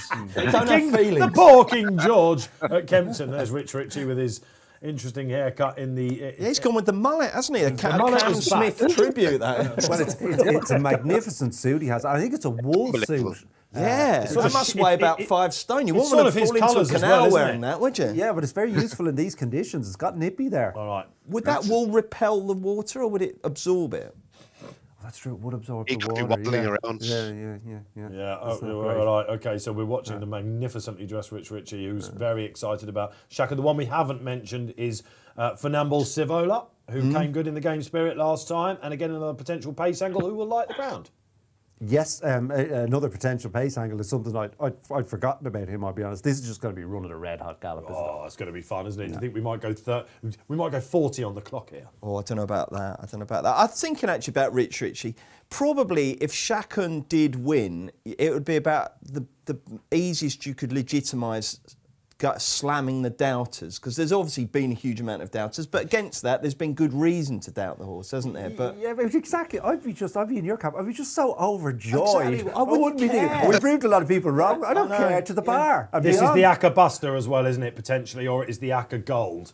I mean, there's a lot going through the week. We've got Honeysuckle, we've got Shishkin, we've got Allaho, haven't we? yeah, That's and the obviously Sir Gerhard. And Sir Gerhard would have been thrown in a lot of that, absolutely. I'll tell you what, Shaka had a right old pull to the start as I was watching there. I mean, we're watching the parade, they come down, he absolutely flew it, didn't he? Carl Wiltz comes on. Carl, welcome back. Great show, gents. Shishkin will love these conditions. Wins by 5 lengths. ENERGUMENE, 2 runs on heavy, 2 wins. Shishkin, once he's once on heavy, guess what? As we know, he wins. What do you think Politolog will do, Dave? I think they'll probably have a go with him. If they think this is his last race as well, I think they'll let him go. He's a lovely old boy, isn't he, Plus he Politolog? pulled What a the lovely runner, of horse course. he's Oh, been, stuff, hasn't he, yeah. Politolog? Marvellous. Absolutely. Marvellous. Has he won over £1 million? I think he has won over Wouldn't £1 million. surprise you. That Tingle Creek when he won, it was deep COVID, wasn't it? And they just let owners back on track, and John Hales was able to go with his grandson. Yeah. We spoke to him, what a shout, on the day before, and it was one of the most popular guests we've ever had. No, he's just been a super Winning horse. place, £1,015,000. What Magnificent. Yeah. You think about him, he's got form lines with the great Min, recently. Yeah. Horses like that, he was great over hurdles as well. It's going to be wonderful to watch him go down. Good luck wherever you're playing. The countdown is on. The horses are on the way to start, and he's finally slowed down. Chacun Poursoir, they're all down there. Alan, it's an extraordinarily static market, this, isn't it? I keep looking, and since New Negra and the going accounted for all those changes, there's not a flicker, is there? No, like Shishkin has gone in a couple of points. Like a few minutes ago, he was training over like 1.87. He's back out to 1.9. ENERGUMENE was trading at 4.1. He's back into 3.9.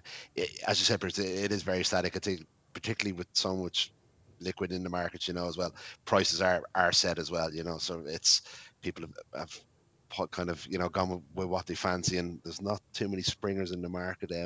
Even like Put the Kettle On is out to 25, Put a Little Log at 90. MVLN, he was a bit of a drifter at one point. He's back into 12 as well. But Shishkin, a little bit of a drift now. 1.93 close to the off as well. I thought he'd be a little bit shorter, but he may get to even money just before the off. But 1.94 now as we speak. On the drift, says Alan Conway. Then the Shishkin, as people start to think about alternatives for him. The best champion chase in a long, long time, guys, and we're going to savour it, aren't we? We certainly are, yeah. Yes, I'm very much looking forward to it. I've had a few quid on Shaq, and it's just a price thing, but I'm quite happy to watch the coronation of Shishkin. And if ENERGUMENE, Bruce has me considering now whether I've just totally dismissed ENERGUMENE. So, fascinating race. I'm going to give you a line on Commander of Fleet after this as well. I think you'll like it. So stay tuned for that. But okay, this is our penultimate race here on the Wednesday. We're back, of course, tomorrow. Nat Green comes back into the studio. The Racing Post Live Queen doing her first show with Bruce. Imagine the scenes there. Then Friday, Keith Melrose, the betting editor himself, comes in for his coronation. It was great last year, wasn't it, when we watched the Gold Cup? It's his favourite day of the year, bar none. And we're back on Saturday as well. We're going through all what's happened. You're doing 6 on the trot, Dave. Listen, I'm some man, right? It's a bit easier these days. Good effort. I sat in your chair all 5 days at Goodwood one year, and I tell you, when I got home, I was on holiday. I was having more texts with you than I was chatting to my wife at one point. You were like, goodness. "How'd you do?" But How'd you do it? But it was the first night, and then you got the hang of it a bit, didn't you? I thought I got the hang of it straight away. Well, I could go back on the text, I think. No, I didn't. You did come in feeling a bit flat, didn't you? But it lifts you, No, doesn't I did. it? I was shell-shocked, mate. It does lift you, this show. We don't know what we're going to get. And it's been a roller coaster today, even more than yesterday. We said, is this going to be the best festival ever? Lots will be said about the non-runners, but this could be something special. Hold on to your hats as they come out onto the course. And a little early look, it looks like they might take their medicine a bit with Funambule. I mean, something's got to sit back. Yeah, well, this is the thing about the pace maps. The jockeys aren't complete idiots. I imagine they've had a chat beforehand, and Venetia's decided, well, it wouldn't be the worst thing in the world to pick up the pace off this strong. But Shaq and... They're off. Then for the champion chase. Over to Bruce. Let's call home the winner. ENERGUMENE gives them 3 lengths at the start, and I don't like that. I know people say, it's 2 miles, they've got a long way to get back, but I don't like that. He's given cheap lengths away there. Anyway, they're all clustered. This is a together shock, coming isn't back. it? ENERGUMENE in last. Yeah, well, I don't know whether he's got caught napping Townend or what, or whether he meant to do that. They knew what they were going to do with Shaq, so they decided they weren't going to have both of their bullets. I don't get this. So That's Shakun's jumped off. Here we go. They're over the first. Shakun Poursoir takes it up from Envoy Alain. In third, we have Put the Kettle On. And then we've got lovely old Politolog in fourth. Shishkin's Bowling Along in fifth. On the outside, we've got Finimbu, Sivola, and ENERGUMENE is last. Any market ripples, Alan? Shishkin is currently 1.97, but incredibly went off a BSP of even money 2.0. Wow, how about that? ENERGUMENE trading at 3.8 with Shakun Poursoir 9.8 and Envoy Alain at 13.5. But yeah, incredible. Shishkin even money at the drop of the flag for It's the going to be champion chase. fascinating, isn't it, to see how ENERGUMENE... I've never seen him do this before. This is why I'm so surprised. Well, again, they've had this conversation where they don't want to cut each other's throats, and they knew what they were going to do with Shaq, and there's Shaq standing off the wings. This is what he wide does. as well, isn't he? He's Yeah, going he's to do really wide. They're 6th and 7th here, the big two, aren't Shakun's they? going to start winding it up from here. Just keep your eyes on Shishkin, guys. He has niggled him a little bit. Is he? That's what I thought. He was niggling, yeah. I mean, Now, he's we have seen this before. 2.24 now. We saw it at Kempton when he came back and he just takes off. But this is very early. It must be a red-hot pace, I'd imagine. Well, 30 miles an hour. Don't look that mad. He wasn't clever there either. 2.6 now. Now, when you're Paul Tannen, when are you thinking, right, I can't just sit on his tailcoats this time. This is... Now, he's already done that. Shishkin's back in last now. So they're going down the far side. Shakun Poursoir is the first over that from... he's nearly 2-1. Yeah. Blimey, He's Shishkin, 5 to 2. terrible jump there. He's 3.4. no. This is incredible scenes. Put the Kettle On looks much, much perkier than she has so far this season. Shishkin's She's not vying happy, for the guys. lead. Something's gone Shishkin's wrong. a terrible jump there as well. He's out to fight. gonna pull him up. 36, he's He's gonna pulling pull him him up. up. I don't believe it. No. I don't believe it. Pulled up. That is such a tragedy for the race. Oh, I hope he's okay. Yeah. Shakun Poursoir. Oh! Shakun Poursoir's gone. So in 10 seconds, we've lost Shishkin and we've lost Chacun Poursoir. What's going on? What a day. The leader is now Funambula Sivola from Put the Kettle On. We've only got 5 runners. Politolog is close up on the inside. Envoy Alain is close up on the outside. And ENERGUMENE is now 1.53 as they get to the top hill. This has gone mad. I'll tell you what, Envoy Alain is absolutely cruising, but Townend now knows his 2 biggest rivals have gone. He's looking through his legs. He's getting confident. What price has he gone, Alan? 1.48, Dave. He is tripling like a good thing. Envoy LM 4.9 as well, but drama, just pure and utter drama. 10 seconds and the whole complexion of the race has changed. But ENERGUMENE 1.45 now as they come down to the next. This is the tricky third last, isn't it, guys? Brendan, what are you thinking, man? Well, I'm thinking I've been exposed as a complete fraud. I told Paul Townend to ride Chacun, but as Bruce said, there was you can't say that something won't happen. It looks like he's going to win a fence. Yeah, this it does. We don't know. There's a long Envoy's way still to go. got plenty Long way to go, you know. Envoy Alain has actually poked his nose in front. Politolog's the one that's probably struggling, but and also Put the Kettle On's gone out like a light. So it's ENERGUMENE from Envoy Alain on the inside, Funambula Sivola. Politolog's plugging on, but he's 5 lengths back. They're turning in, and they've got 2 lengths to jump. And the traveller is ENERGUMENE. Yeah, ENERGUMENE and Envoy Alain from Funambula Sivola. They jumped the second last. He wasn't great there, Envoy. That's it, sealed it. And he's 2 lengths in front now. 2 lengths in front, ENERGUMENE. ENERGUMENE now's just got to pop the last, you'd think. He's over it just fine. It's just an incredible race. Who'd have thought it would have turned out like this? He's 5 lengths clear from Funambula Sivola. ENERGUMENE is going to absolutely saunter to victory. We expected a drama-packed finish, but it's a procession in the final furlong, and it is ENERGUMENE in the Tony Bloom colours by 8 to 10 lengths. He takes out the champion chase. Funambula Sivola is second. Back in third is Envoy Alain, and then it's Politolog, and then it is Put the Kettle On. I did not expect to be calling that finishing sequence. The highs and the lows of the greatest show on earth. Shishkin never looked happy. Pulled up on the far side. Chacun got in wrong. Unshipped his jockey. Paul Patrick went flying out the side. If you were with Bruce, Keith Melrose, they all kept the faith. ENERGUMENE, Tony Bloom. He's finally turned up at the festival and he's won the Queen Mother. Alan Conway, make sense of that. Where to start there? That was unbelievable drama from start to finish. ENERGUMENE, I'm right and correct saying that's Willie Mullins' first champion chase, isn't it now? Wow. He's won them all, has he now? The big 4. That'd be right. I think so. Yeah, it's a amazing performance, wasn't it? Just we'll find out in the watch what happened to Shishkin as well. He didn't look comfortable, did he, from even like the first 2 fences? So obviously something to miss there, and Chacun a little bit over big when he fell. But the winner touched a high of 5.17 in the run, so it was a drama pack from start to finish as well. Hopefully Shishkin is okay anyway. That's the first thing to say as well, isn't it? You know, hopefully it was something minor and he'll be back on the track soon. Well, but he's being ridden back in, Alan, and he's not dismounted him or anything like that. So that's the first good news. And it reminds you a little bit of Corto. Do you remember when Ruby just sort of came in one time and as well? He'd fallen obviously and he got back on him then. But you see these great champions coming back in. 2 things that will be asked about him, I guess, will be how hard a race did he have in the Clarence House, and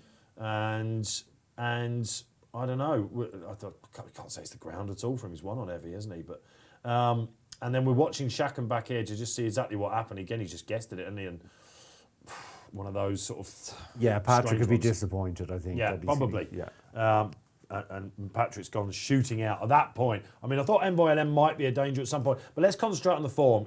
Are you to imagine Funambula Sivola has run the race of his life in second? Yeah, really good race. Venetia's having a lovely day, isn't she? Well, she absolutely is. It's like we're watching Cheltenham in January, isn't it, all of a sudden? And Venetia, a lot of people will still be thinking about that. Envoy Allen's run really well. Of course, he was third. Yeah. He has. He's run really well. Excellent run. Stuck on really well because it looked at this stage like he was going out the back, but he showed great resilience to get back into contention. So, that was encouraging from him. Yeah. ENERGUMENE had to win, right? Of course, but not on form now. He's had to do what he's had to do. But I know a lot of people that are backing him anyway thinking he'd won whatever. When Chacun Poursoir's champion chase cut up, everyone said Chacun has to win, and he didn't, you know. And Deffy's been there as well. So you've still got to go ahead and win it, and he's done it fine, hasn't he? You know, who's to say he wouldn't have won it anyway? Well, that's what I'm getting at. Yeah, no, it's a lesson. It's a lesson, but you just can't say, as I said, Well, Shishkin will definitely be better at Cheltenham than he was at Ascot. Everyone thought that. He was the one with the Cheltenham tick, wasn't he? I mean, it made sense to me, but you just can't say. You do have to factor in, they're not machines. Of course, Shishkin looks like a machine because he just wins all his races,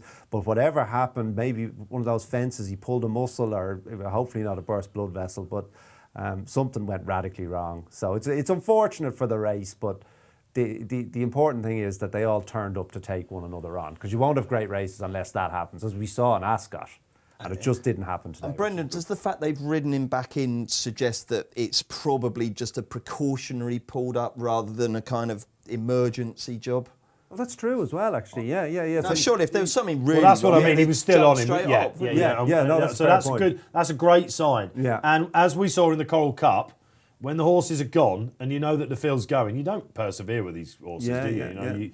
You put them. So he's got an F and a P in his form figures now, Shishkin, and one's all the other side of that. Yeah. So, what a non-event that was. A lot of people saying out there, but look, loads of people made the argument for ENERGUMENE. Kate Tracy was on the show on Saturday. She was saying, sorry, Jerry, but I'm all over ENERGUMENE with that. A lot of people will be, again, in Clover. And fair play to Willie Mullins. He has now completed the Triple Crown, or the four-timer crown, whatever you want to call it. And he's got the lot, unsurprisingly. That's his second winner on the day, isn't it? So all the it's other back markets to normal now, are isn't going. it? Two Mullins and one Elliott so far in 4 races. Well, Nicky's still there, of course, with 2 winners. But that will be a blow to Seven Barrows. The highs of Constitution Hill and the lows of the Champion Chase. I guess we got lucky, didn't we, in the Clarence House with that amazing battle. Yeah. Horses that haven't taken each other on through the season with the rhetoric changed. But what you don't want now, because if you remember Surname versus Altior, and then you look at Shishkin and you look at ENERGUMENE, what you don't want is trainers thinking, Christ, I'm not gonna get involved in these bum fights before Cheltenham now because there's no value in it. It bottoms them out. Yeah. So hopefully we'll still get these great races taking place other than at Cheltenham. Yeah, that's the one thing that the punters will be expecting now, that Hendo will revert to Hendo a little bit, if you like. But the word was that he was really pleasing last week. He knew he'd had a race at the Clarence House, but he was back in great form. They were over the moon with him. They did both have a very hard race there. They both had to what does that go say for very ENERGUMENE? deep, didn't they? ENERGUMENE is, you talked about your top 10 2-milers list. He's going to be on there at this rate, isn't he? He might not be now, but then I think there's a case for saying he probably is. He's definitely a 180 chaser, isn't he? On his proper day, horse, no this, isn't he? Yeah. And I reckon Tony Bloom's probably had the right go on that, don't you reckon? The owner probably has, hasn't he? Well, it was the cash for him that at the very death that sent Shishkin off even money, I think, on the exchange. But I don't know whether Tony Bloom bets heavily. Well, I know he bets heavily, but on horses, or how late he bets. But as you said, there just wasn't much happening in that market. He could have got whatever he wanted on at any stage. Yeah, well, exactly that. And I'd wager he probably might have done. All right, okay, that was the Champion Chase. The spectacle wasn't what we wanted to see. It's been a weird day, guys, hasn't it? We had the sunshine and the highs of yesterday, and there have been some definite lows. And of course, we've got to remember with ENERGUMENE last year, he was due to run, wasn't he? And he got pulled out himself. So he could have won 2 of these. And of course, he did his money at. I'm just watching other chats go up. He reportedly had a very good go at him in the Clarence House as well, didn't he, Tony Bloom? So probably got it back. The ground will be heavy soon if it's not already. Must be heavy. It's That's heavy now. I mean, it's got to be. If he's watered as well. And again, you're right to ask Chris Cook about that. The stories are going to go on and on. But it was very interesting to hear Chris say there's been so much rain that the 3 or 4 mils that put him on last night doesn't really matter. Yeah, and a very wise thing to say as well. It's tough to move on from that, but we want to hear from you what you think will happen. Will that be the last time we see Shishkin over 2 miles? Are we looking at the new Reign Supreme? We could well be, couldn't we? He is an absolute juggernaut. And it was lovely to see. I love to see him. He's actually come from last to first, hasn't he? Yes, he has. Yeah, of course they set him out the back, didn't they? Yeah, they settled set him fine. out the back. He jumped fine.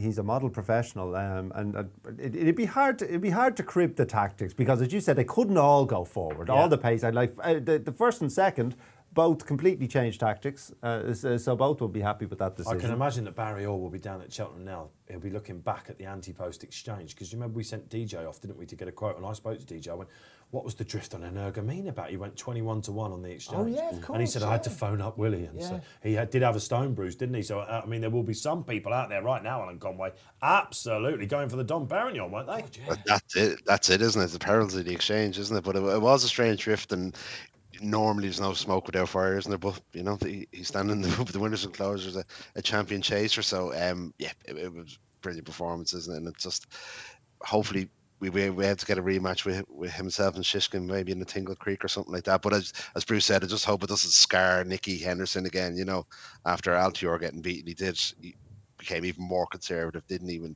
his planning of horses in which races they'll go. But once you all come back safe and sound, that's the main thing, and she's going to live to fight another day. And it reminds you, doesn't it, of how long the Cheltenham Festival is. Again, do you remember the year that Willie went into half time with no winners and then ended up, was it champion training? Yeah, it changes just like that. You mustn't get too preoccupied with that tiny little fit sample size, you know. Yeah, and for those people that have had the bubble burst on the Yakkers and all that sort of thing, listen, come on. We've got a long way to go, and this is what it long way to go. Well, I mean, things are happening in real time, as we know. Delta work has gone 5 class. Yeah, not surprised about that. Who would have thought that? I wouldn't. Now, that's got to be because of the rain, hasn't it, Alan Conway? It hasn't. 4.1. We did debate about an hour or so ago, would Tiger Roll go off favourite, and he is drifting like a bar's out to 5.0 on the Betfair Exchange. And Delta Work, the money's just for him and Prengard. Delta Work currently 4.1 and Prengard 7.6. But the big notice, the drift on Tiger Roll. So maybe we won't get the fairy tale ending that many people hope for with Tiger winning another cross country. If we look at the prices in the morning in the Racing Post price box, Tiger Roll best price 7-4, shortest 6-4. Delta Work was anything from 11-2 to 7-1. So it's a huge flip. Absolutely incredible. Let's go on and move on to the final race of the day then. On Wednesday, it is the cross-country chase. One thing you know is that Graham Rodway, whatever he's doing, he'll be drinking whatever he's had, and he will now be flying down into the middle. He leads. Will he, though? He in loves this weather? He'll do it. In this weather? He will do it. Because your footwear is going to get absolutely finito. Mind you, he only pays 13 quid for a pair of shoes. I wasn't going to go not a there. big bet, is it? But the big bear will be leading, you know, it will be an arrow formation because he loves standing by the cheese wedges, watching Nicky with the press swarming around him, and he looks like he's being quite pragmatic about it. But it's been some ride, isn't it, this festival? It's been some ride. If you're Hendo, the whole build-up to Cheltenham must be so fraught and you know, pressurised, and you're so worried, and then you get to it and you have success, and then you get brought back down to earth like that. How do your emotions handle it? I mean, I can barely watch an episode of Coronation Street without having a heart attack. You know. Well, there is that. And Alan King, of course, said after winning the Arkle, "Thank God I didn't have to wait till the last day." But I can guarantee it's going to be a long festival now for Alan. It's a long time. You know, it seems like a year has passed from the Tuesday to the Friday. Yeah. So, it's a fair play to Nicky coming out, and you'll get it first, of course, in your members club. You'll see it. We'll be breaking it. Go and check out our Twitter. Go and check out the front page. They'll all be there for you. You can go on, of course, to BHA websites, look at the why they run badly, and the explanations will be there. He's saying the ground for Shishkin, apparently, says Neil France. So I'm seeing that come up. Yeah, and Trevor Meek's quite right. He says, don't get upset. 2 days to go. It's great to be around, isn't it, when Cheltenham's on? This is the week of weeks. And plenty to come. I've just had a text from Tom Park, who's the editor of The Weekend. Yeah. And a load of the lads, there's a pub in North London called the Sheep Haven. Okay, it's a fantastic old school Irish pub with Pat, the old landlord. They have racing on all the time. Love it. And at Cheltenham, it's probably the best place in London to watch Cheltenham. And they all back Commander of Fleet as well. So I love it. And Parky's making his absolute debut on this scenes. show on the 26th, Lincoln Day. Oh, brilliant. He's coming in. Parky's great value. Parky's great value. So it's all to come, isn't it? It's a great tip from Parky out there. We wondered whether we might be down there. Commander of the Fleet. I said I was going to pull you up. He'd had one previous run at Cheltenham. You obviously knew this because you've been through his form, I imagine, with the tooth coming. Oh, he said it beforehand. Yeah, exactly. That's what I'm saying. It's now second coming up. in the Albert Bartlett. David Carr is taking credit for it. Is he now? Broadband is taking credit. Roll the replay, lads. Clip it up. I've seen it all going up, and don't worry, I have put on the thread Brucey knew. So there you go. Thank you very all right. much, So You weren't the only one. Ladies that and noticed gentlemen, that. when you buy your Racing Post, you get this page here, okay, and it summarises all the previous Cheltenham Festival form. And I promise you that if you just go through that and you look at some of these horses that have got a second or a third in a previous Cheltenham race, that is worth its weight in gold, because horses run. There's a specialist Cheltenham Festival horse, and if they've got good Cheltenham Festival form, it is really, really valuable. So honestly, this page is always the first one I turn to when I get my racing. Is that just festival form, obviously? Yeah, just isn't it? Cheltenham Festival form. Yeah, It's great so stuff. interesting. Because it's the cauldron, isn't it? And if you can come up, you know, all these horses that come back, and even if they don't manage to get their heads in front, they always run belters, don't they, each year? Manila Endo, of course, would be the big horse on Friday. And can I reference that page in relation to the cross country? I was hoping you would. Because Tiger Roll, ladies and gentlemen, I mean, this will never be done again. 2014, Tiger Roll wins the Triumph Hurdle. Can you remember who he beat? I think it was Guitar Pete. Oh, you're reading it there? No, I just remember it. Anyway, Okay, carry on, I'm going. 13th in the Stayers Hurdle, first in the 4 miler, first in the cross country, first in the cross country, second in the cross country, first in the cross country. Absolutely mad. But Delta Work, who's just usurped him as favourite, won the Pertemps in 2018, third in the RSA in 2019, and fifth in the Gold Cup 2 years ago. So that is decent as well. Honestly, that festival form page, I cannot be without that. Guitar Pete was, of course, he was third. I'll say, of course, was third. he? Yeah, sorry. Calypso was the horse I remember whose stirrup broke in that, and everyone thought Tiger got lucky. Kentucky Hayden, who remembers him? He was in the Manier Cup as no one, basically. Of course, who did he beat in the 4 miler? I'm looking down at that now. You got me thinking about all these races. Do you know what? Missed approach. God. Do you know what? Honestly, right, now this is semi-sacrilegious here, so perhaps it's one of those things that's best left unsaid.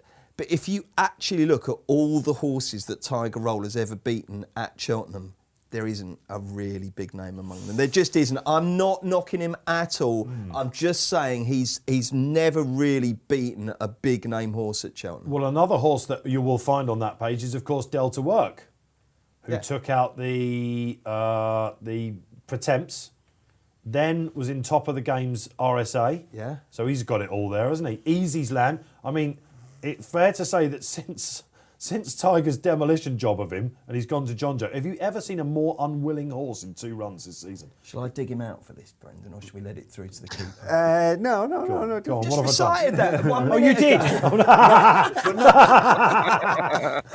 Not the easy. Do you know what someone said to me on the previews, just quickly? I said, I love emceeing. I said, it's a lot easier hosting. Yeah. And I said, yeah, but you've got to listen to everything. That's and the I went, trouble. And I went, yeah, no, I do. I'm brilliant at that. Yeah. That's the key, isn't it? Don't listen to him. Yeah. So, yeah, there you go. All right. Is it Tiger? Is Tiger in this because of Delta's anti-price? What's that? I don't know. Devil's advocate. Oh, what? Are you suggesting? Oh, I see the producers suggesting me that Tiger's in this and they're all back in, all the chickens down, a lot of back in Delta Work. Who knows? Who knows? But it's actually a 3-way go at the top now, isn't it, Alan? Because Prengard is very, very popular. Yeah, that's the story of the market, Bruce, isn't it? The Tiger Roll continuing to drift 5.1. Delta Work, strong favourite at the moment, 4.3. But Prengard, who was my selection in the race, is 7.0. 6.8 as we just speak now. So a really intense market. Not a lot of love for Tiger Roll. Perhaps, age and everything. That will he get round? That could be, something to keep an eye on as well. Maybe if Davey doesn't think he's going well, he's not going to persevere with the old boy. Bit like Isterbrack all those years ago, wasn't it? When Charlie Swan, when he's going for his 4th champion hurdle, knew he wasn't going to win and decided just to pull up stumps. But I'm going to have a last bet now on Prengard. So I'm going to have a £30 win on Prengard to hopefully get 3 out of 4 and their lucky 15 as well after Shishkin's disappointment in the champion chase. 30 win, Alan, did you say? Please, Bruce. 30 win Prengard. He's 7 if we're quick. He's an absolutely fascinating horse, this, because you imagine that Mr. McManus paid a pretty penny for this chap when he bought him. I think it was in January, wasn't it? Specifically for this job. Specifically for this job. And it's fair to say he didn't show a great deal when 18th of 21 on his debut for Ender.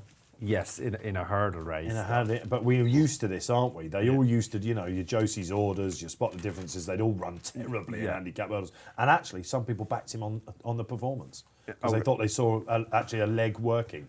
Yeah, well, I suppose that's it. But he has relatively recent form in France as well, doesn't he? He was bought to come and be the new JP. JP loves the Banks races. He does. Loves them. Yeah. And obviously Ender Bolger is great, ally, and it makes you. I used to love what you call the cross country or the Banks races. It was when I first got into racing, I loved them.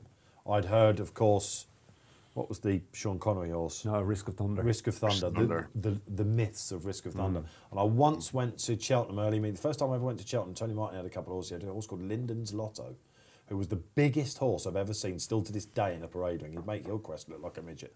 And he used to come round and win. And the Irish horses, they showed exactly like these Prengard.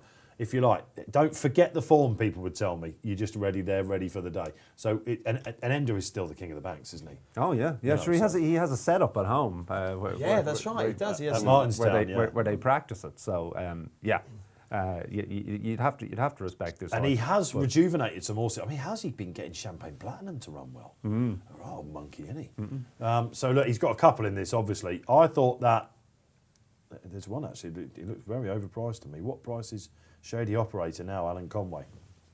Shady Operator is currently 15.5 on the exchange. So, a bit of support for him as well. Tigers, the slide is kind of stopped now at the moment for Tiger Road. He's 5.1 and Delta Work out a little bit from 4.0 to about 4.5 as well. So, interesting market with nearly 950,000 matched on the win market. So, a few more minutes for people to get involved. Alan, you're obviously a very, very loyal company man there, because you're keeping that scarf on, but it just looks like you're sweating up a little bit, mate. Have you asked them to turn the aircon down a bit? Do you know what I did? I mistakenly raised the temperature of the room about 2 degrees about 4 hours ago.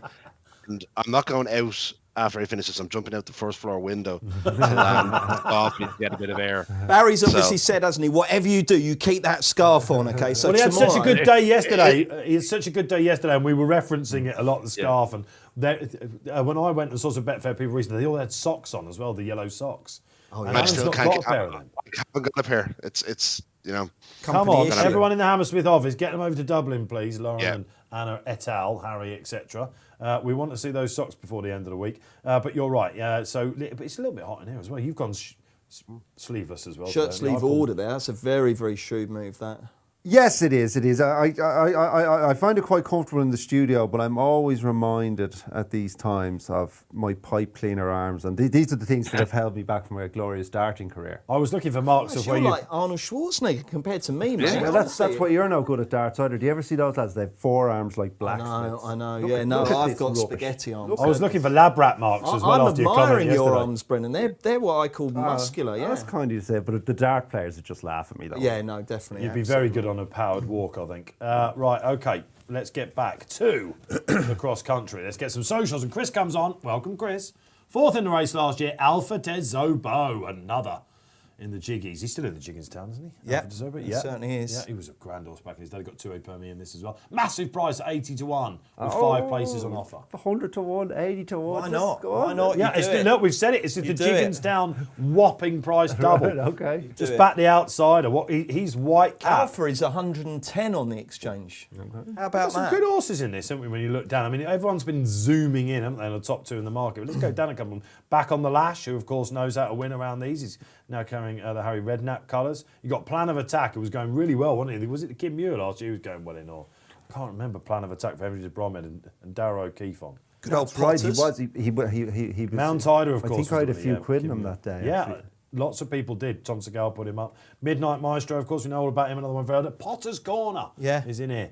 Good old boy, isn't he? He could run well for Christian Williams, who's having a sensational 2022. That is for sure. Christian Williams, he's one of those trainers you're pleased to see do well, aren't you? Just a nice man, really good guy. Just easy to work with, isn't Brilliant. he? Give you anything. Really? Yeah. He's got some big money owners in that yard now. He really could take off. It's a shame that waiting patiently didn't do a little better for him, isn't it? But apart from that, what I loved about that weekend of the old Racing Post Chase Day, as we call it, and the Ida. He came out beforehand, and we had him on What a Shout that Friday. He said, "I'm not taking these horses to Cheltenham." He goes, "This is the day," and he showed that. And I think it was bigger money, wasn't it? So look, he absolutely, and I got a WhatsApp from him that night, and he said, "Thanks, Dave, got the lot." Good for him, because Dave, we don't want to let trade secrets out here, but we have to acknowledge that some trainers are difficult, aren't they? They're not the friendliest people when you try and have dealings with them. But They Christian can be. Williams is good as gold. They He's can absolutely be. great. There's some really nice ones, but there's some. Shall I that name you- check one, or shall I do it? What, a Trade nice secret? one or a nasty one? No. I phoned up John Joe. When was it? Probably sort of February time. I said, "John Joe, no, hi, it's Dave Orton here. Lewis Porteous have just been for the stable tour." And he said, "Call him up, Dave. He'll be fine. He should be good to go." Anyway, I called him up, and he went, "Who's this?" Like he does. And I said, "It's Dave Orton here from the Racing Post. You might have seen some of the shows." He went, "How did you get my number?" I said, "Lewis Porteous gave it to me." He went, "Who's that?" And I went, "Ooh." I said, "That's the guy that came in and did your stable tour last week." I went, "He must have left an impression." And then he started laughing. And I said, "Will you come on What a Shout?" And he goes, "I don't do any of that rubbish," he said. Really? He goes, I'm too long in the tooth for that. We ended up laughing on the call, but it was one where I put it down and went, Blimey, if that's your worst ever interaction with a trainer, I mean, well, listen, you were there to be shot at. That wouldn't make my top 100, honestly. When I was editor, I used to have trainers onto me all the time. Honestly, it was horrific. It really was. I mean, quite a lot of the time I deserved it, but others I definitely didn't. There have been a couple of others, obviously, but that was one where we ended it all right, but it was just like, what was the point? Tony Bloom being interviewed there, he looks like someone out of Grange Hill, doesn't he? I mean, he's He ties sat all behind me over the recently place. He's got when I was having my prawn sandwich. That was another great loss for Watford, but he sat right behind me. And I tried to have a little word with him, but he was always on his phone. Oh, really? He's a lovely guy. Probably Top playing man. poker, is he? Top man, yeah. Yeah. Tony Bloom's great. I mean, he's got a great style there. as a Palace fan, I don't particularly like success going towards Brighton and Hove Albion, but Well, that was he's very big of that's you to say different. that. No, he's a good bloke. He's a good. And He he's- once invited me to the director's box to watch Brighton v Palace, which was very, very good of him. Very Considering good of him. you're supposed to be nice what guy. you are at Hammerheads with him, aren't you? Oh, he's a remarkable man. I don't think he has time for poker anymore, does he? Probably He's a not. Brilliant Brendan, poker you know, player. you're steeped in betting industry history, and you know the time of day. He's a titan of this game, isn't he? Oh, stop! Yeah, I mean, I don't know much about football betting, but he does, and it's just it's low margin, high turnover stuff. But I mean, what he's done, he's basically a self-made man. And I mean, from what I understand, again, you know more about this than I do. The money in Asia controls what price football teams go off, right? And he realised that was happening before anyone. So he's a remarkable man. I do remember him actually from late night poker, and he was just sitting there, and they all seem to be very close. Himself and the crazy horse Ram Vaswani. It was a great show, that actually. It's interesting when you get introduced to a subculture, isn't it? Yeah, absolutely. The people, the devilfish and all these things. But I mean, he was just sitting there. He was so quiet, and he was such a good player. Just picked his mouth. It's just. Obviously, his mind just ticks a bit quicker. He's just ridiculously shrewd. Yeah, and listen, he's not his first Cheltenham Festival winner, of course. He took out the Albert Bartlett, did he? Yeah, he Willie's did, yeah. horse, yeah. Stratum. Stratum, There you yeah, go, who had his absolutely. problems, didn't he? If ever you see one of his in like a Cesarewicz or something, they duck for cover. What was the Roger Chuck Withhold, wasn't it? Yeah. Easiest winner you've ever seen. Of that him. was a great moment. On a long-term plan, anyway. Great for the game, big owners, and he's had his day in the sun. Politolog officially retired. Thanks, Ben Blackmore, for that. That's kind of what we were expecting, wasn't it? He's won his last race. What a great career. He nicked some prize money again What a to add great to his career. million. Did he? Yeah. He was Okay. fourth. Oh, right. I wonder what they do with Put the Kettle On now. Tough, Is isn't she it? too? You've missed the mating season now, haven't you? There. Well, not with National Hunt mares. You can do it year round because it doesn't. It doesn't matter. So Doesn't much, matter. Yeah.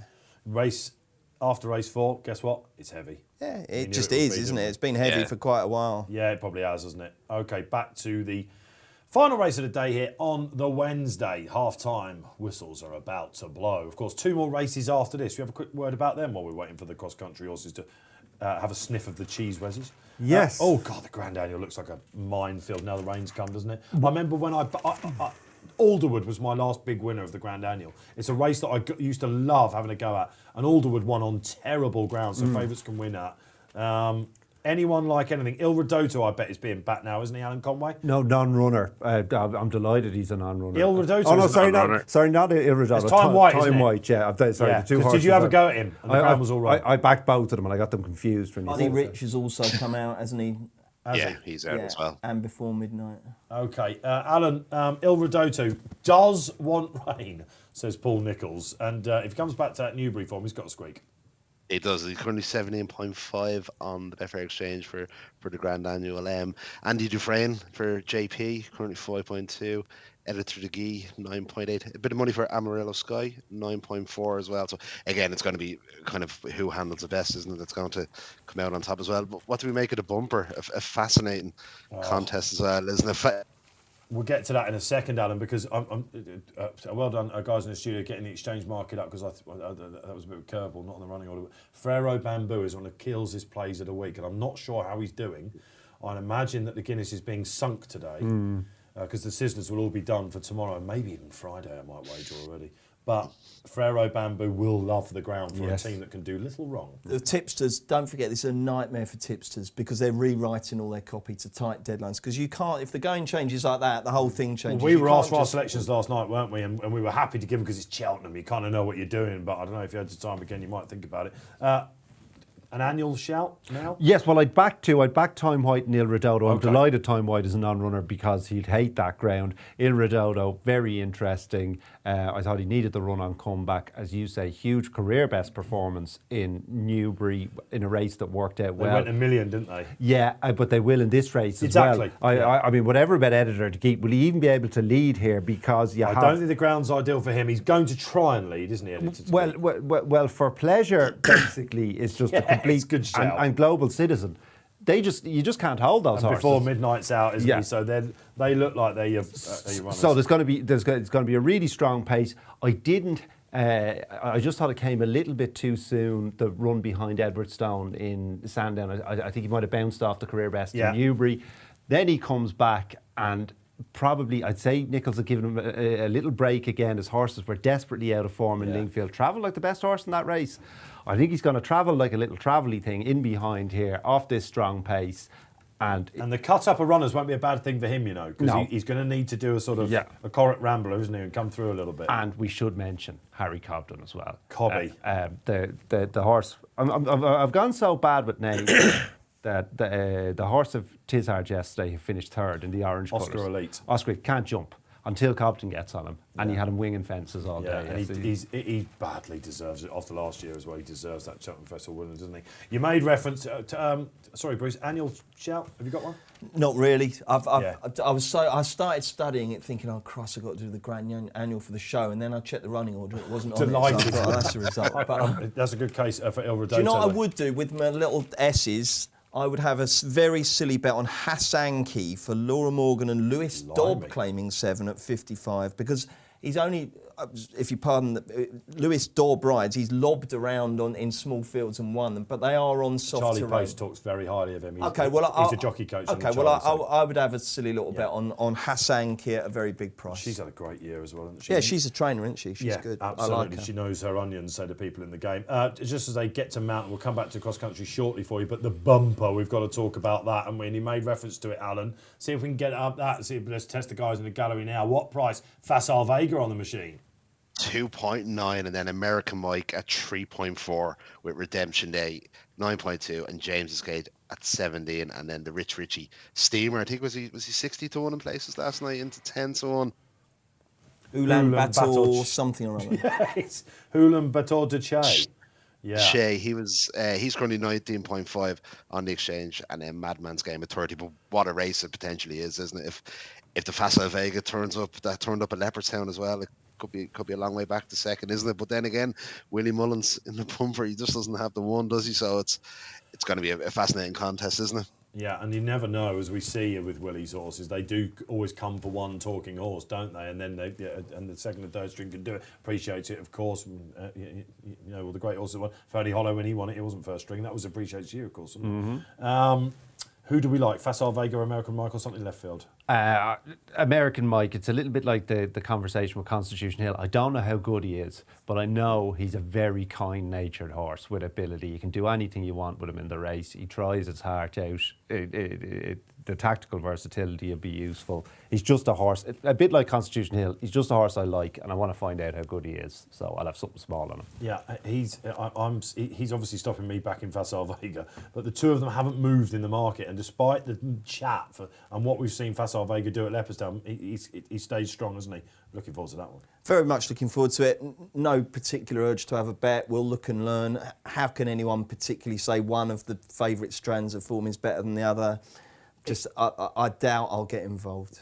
A lot's been said about the bumpers and the flat race at Cheltenham and that sort of thing, but this is the race that the social media loves because it's next year's Sir Gerhardt, isn't it? I'm Paul Keeley hates bumpers, but I mean, this is a really exciting, intriguing race, and it will throw out clues for the future. So I've got no problem with it whatsoever. And horses do get bought to win this race. They are the 2 races after we are on air. Good luck wherever you're playing, but it's back to the cross country. How many finishes in this? One of our producers is asking. I've no idea. I mean, it's 3 miles 7. It's about. It's literally the opposite. But it's always faster on the cross country course. Yes, Isn't it? Good luck to call this, by the way. Yeah. Oh, I'm calling it, am I? What about the new Star? This should be okay. This might be a good one for me to cut my teeth on, actually, because they're going to go a civilised gallop here. Yeah. And there's not going to be Brave any man. massive changes. It is a brave man's game. You just get disorientated during this. You haven't got a clue. And G-Rod, I remember doing a cross-country race alongside G-Rod, and he was like, don't worry, leave this to me. I go out every year. I stand by the cheese wedges. He did not have a clue. He barely knew which race He course it mentioned was. cheese and wedge about 20 Yeah, times. cheese and wedges. That's it, absolutely. He must have said they're coming to the solid white fence about 8 times in a row, and they never got to it. We've seen some carnage in this race before. I mean, if you're ever going to have an episode in the cross country, it's what it's today. We haven't had an episode for a while, though, have we? We haven't had. Like, do you remember? When It used Davy to be Russell 1 and in Lenzio 3, went off didn't the- it? Or people getting lost. Yeah. Don't Do go they for it. still do the thing on the screen where they tell you how many fences there are to go? I hope so. We desperately I need think to. on ITV did. Let's go to Kyla Bird, Alan. Look, in comes Kyla. I'm assuming that you're a female Kyla Bird, and you're saying Tiger Roll to grind it out. This win still has the engine and the heart despite his age. It's a banker for a lot of the people coming out of Close Sutton, isn't it? Because at the weights, he really ought to be winning this race. Yes, well, I've had a small bet on him just when he got out to those. He was 92 last year when he won. Remember that? And like last year, I just totally dismissed him. I thought Probably this the horse easiest 92 shot anyone's ever backed. well, certainly his easiest win ever at Cheltenham, and I dismissed him before the race. I said he's totally out of form, and if he puts up that performance again here, he'll spank them. And this is the ball key. Don't be deterred by a drift, of course. Hugh Masson comes on. Well, I think he'd be trying, in fairness. Well, I think he might just be trying. Don't fancy Delta work. Very hard to win these races on the first try. That is possible. It either lights them up or it doesn't. And Delta has gone a bit quirky now. Very interesting season for Delta work. So I was highly encouraged by his comeback in Down Road because he never does anything on his comeback, right? Yeah. So then I had a few quid. Was that the Frodon race? Yes. So I had a few quid in him on the in the Savills. Blew out there. Has since blown out in the Irish Gold Cup. So I don't know. His season has gone completely the opposite way I was expecting. I don't know what to tell you. The heavens have opened, and our producers saying they're splashed in the ground. I was walking down to the start. Is that it on the socials for this? Is that it? I believe it is. Okay. All right. Good stuff. All right. We're going to have some fun with this. That's for sure. And look, I'm with Tiger. I'm keeping the faith. I'm hoping that just he's been brought back to the Elliott Genius peak that we know he can do in this race. Thanks for watching us today. We've got one more race coming your way. We'll be back tomorrow. Cannot wait for the matchup of matchups. Let's hope they... Oh, yeah, Bo Wallinger versus Galopin. This is where you have to hold your nerve, isn't it? Who wins that, Brendan? I'm really bad at betting at short prices, but it's because I find it difficult to discern value. But I'll be basically having my max on Bob Wallinger because I think he'll make bits of Galopin de Champs at that trip. Have you ever heard anyone talk so... I wasn't sure which way he was going. If it wasn't for the word max, I still wouldn't be convinced. Yeah, well, I don't like betting at those, but I'm not really comfortable with this bet, but I would have him more like a 2-5 shot in that match. So I have to have something. You do get the feeling that Galopin is the one horse that Willie is expecting to win this week, don't you? Really? Yeah. Okay. Big money for Delta, guys, sorry. Oh, yeah, let's go in. Big Yeah, money that's for tomorrow. Delta, and they're almost off here, aren't they? Good luck, Bruce. This is going to be fun. And you're the man for us, that's for sure. I mean, don't ask me what fences they're going to be. I can't get this. Nor me. I can't get the No. normal tracks right. But I'd be thrilled to see 4 horses going for it at the last one. That's what we want to see here. Or if you're a Tiger fan, maybe it'll all be over by then. They're off. They are off. Okay. And running. They're off and running, and the Jones colours of Michuka, made famous back in the mid-90s by Claron Davis and carried by so many other good horses, is up there early on. The white cap Jigginstown is Alpha Days Oboe, put up by one of our social contributors. Tiger Roll's very handy in 5th. I'm just looking for the favourite, which we didn't expect to say, but that's Delta Work. He's on the outside, he's towards the rear, and they've jumped the first of about 390. Any early market moves, Alan? Delta Work is favourite, 3.5 currently. Tiger Roll 4.1. Prengard 7.2, but Delta Work went off at a BSP of 3.83, so a lot of late money for Jack Kennedy's mount. Something that Tiger does always at that third fence, you know, where it splits and some go inside, outside, he always goes outside on that. I mean, it's become his race almost, hasn't it? This? Brendan, away you go. Yeah, well, I'm just looking at them now. I was looking for Prengard, but I'll try and pick him up in the run. We have out in front, Back on the Lash. Nice jump there. Oh, the Tiger looked right on it there, didn't he? Really enthusiastic. Why wouldn't he be? What price is Easy's land at the moment, guys? Because this is the only... We haven't mentioned him. He's actually lit up. 10.5. If you saw it, was it Ascot last time where he ran, or Sandown? It was Ascot, wasn't it? Behind good risk at all over fence, over hurdles. He looked like to be hating life. Okay. I was sorry. So what was I doing there? Potter's Corner's back in third. In fourth, we have Alpha de Zovo. Tiger Row with another nice jump there. Actually jumped up into fourth. Then we have the Blue Cap of Gigginstown, which is none other than Delta Work. I think you mentioned that. Then we have Rich Richie, Brahma Bull. Brahma Bull a little bit Third in a slow at Ladbrokes that. Trophy. Right. I mean, this is. I can tell you that did happen. This is different class. Diesel Dallier is the greys up there, Brendan. Poker Party's the one who's detached. Right. Well, that's concerning for fans of Poker Party. Maybe to be Tony fair. Bloom's played up on him. Yeah. Oh, here we are with the white The gate. fence. Is that the gate, is it? We'll call it the gate. Back on the Lash. Tiger rolls fav again, guys. Yes, he seems to be really enjoying himself. 3.35. Harry Redknapp's obviously bought Back on the Lash, didn't he? That was the winner of the G-Rod commentary race, and G-Rod had backed him, of course. He's bought him just obviously to have a runner. For the day out, yeah. Okay, well, and get him out in front as well. He wants to see his colours being pristine when they come back into the parade ring, does Harry? I don't blame him. 21 miles an hour. That's slow, isn't it? Oh, Or is that is that about the just right sensible? pace, That's isn't what you it? need to be doing. Yeah, I suppose. How low can you go? With these, it's exaggerated, but that's what they tend to do in these races. They go really slow and then sprint at the end, don't they? As far as I know. Yeah. I'm usually in the bar for these races, but I'm going to try and do a commentary because luckily not much has changed. I think. Can we spot G-Rod? Where are the cheese watches? No, he won't be out there. The You'll have to great keep big it- white-haired bear. If he's not, he's a fickle man. I bet he's out there. Well, let me see. The red cap, Easy's Land, has come up to apply pace pressure to Back on here the we go. Lash. Potter's Corner sits third. The Delta Work and You're peaking very early, you know. There was a spike in the commentary. I might hand back over to you, Bruce. I think No, please don't. I loved it, but I was just worried that you might leave yourself nowhere to go late on, you know. Yeah. It's really hard to be a commentator. I turns out. What Mark Johnson does is, and I'm a big fan of Mark Johnson, he builds it up and then has a little lull and comes down again and then You know goes your again. commentators, Bruce. I suppose this is my first go, in fairness. I wasn't like... I imagine I'd have turned it out like I was a commentary phenom. I'm not, obviously. But I think you it might. would have really, I think you might. It would have really opened. They have been born in this very desperate war. So Delta Work and Tiger Roll are keeping good company there. Brahma Bull. Then we have Machuca on the outside. We're coming to jump the fence here. Back on the Lash, not great there. No. That's the double, isn't it? Ruby's double, as they call it. Do they call it Ruby's double in I Cheltenham? don't know. as It well? must be done. There's a I think they Ruby's do. double in the Punchestown, isn't there? Yes, named after Ruby's granddad, actually. There you Do a little bit of trivia there for you. So Easyland has taken up the lead. Even thrown in all- trivia. All change at the on this turn. Back on the Lash is back to third. We have in second place Potter's Corner. Then we have back to Tiger Roll. Looks to be enjoying himself, Yeah, he plotting is. his way around. It's a big market negative, Alan, isn't there? One of the big three's taken a walk. Oh, Yeah, Prengard 15.5 currently. Delta Work 2.9. Tiger Roll 4.5. And Easyland, who's travelled really well, 6.8. But yeah, Prengard the negative of the top four at the moment. I haven't even called Prengard. Oh, that's because he's last there. Okay, Yeah. right. That's not great. He's a little bit slow over that double as well, Prengard. So obviously things haven't been going well. I haven't particularly noticed. But there are people who do this for a living will tell you that Prengard is not going well at the moment. Like the jockeys who don't like riding in this, I reckon that the comms, excuse me, are exactly the same. you reckon the commentators go, who's taking the cross country? Because they do all have a go, don't they, at the festival? Yeah. Well, it's a lot of speaking, isn't it? 3 miles 7. As I You've just got to found say, out. guys, by the way, Easy's Land is really going Well, well, I'm isn't looking- it? I mean, don't forget, he absolutely slammed the field and beat Tiger Roll by half the track. And Tom Siegel was talking about him as a Gold Cup horse. Well, I've got to be honest, I am actually looking at the Grand National market while this is going on. Okay. Because that would be... Whoa, we lost one. Is Brahma that the Bull, Rich Ritchie? Brahma Bull, I'm afraid, has It's unseated.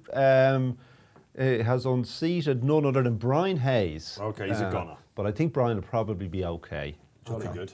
It was an unseat. Potter's Corner's having a great spin, isn't he? Loving life. Yeah, great to see. But Tiger Roll Oh, is look, on yes, his game. come on, today, the isn't he? Tiger. He's Loving it. absolutely loving this. Time to guy. roar.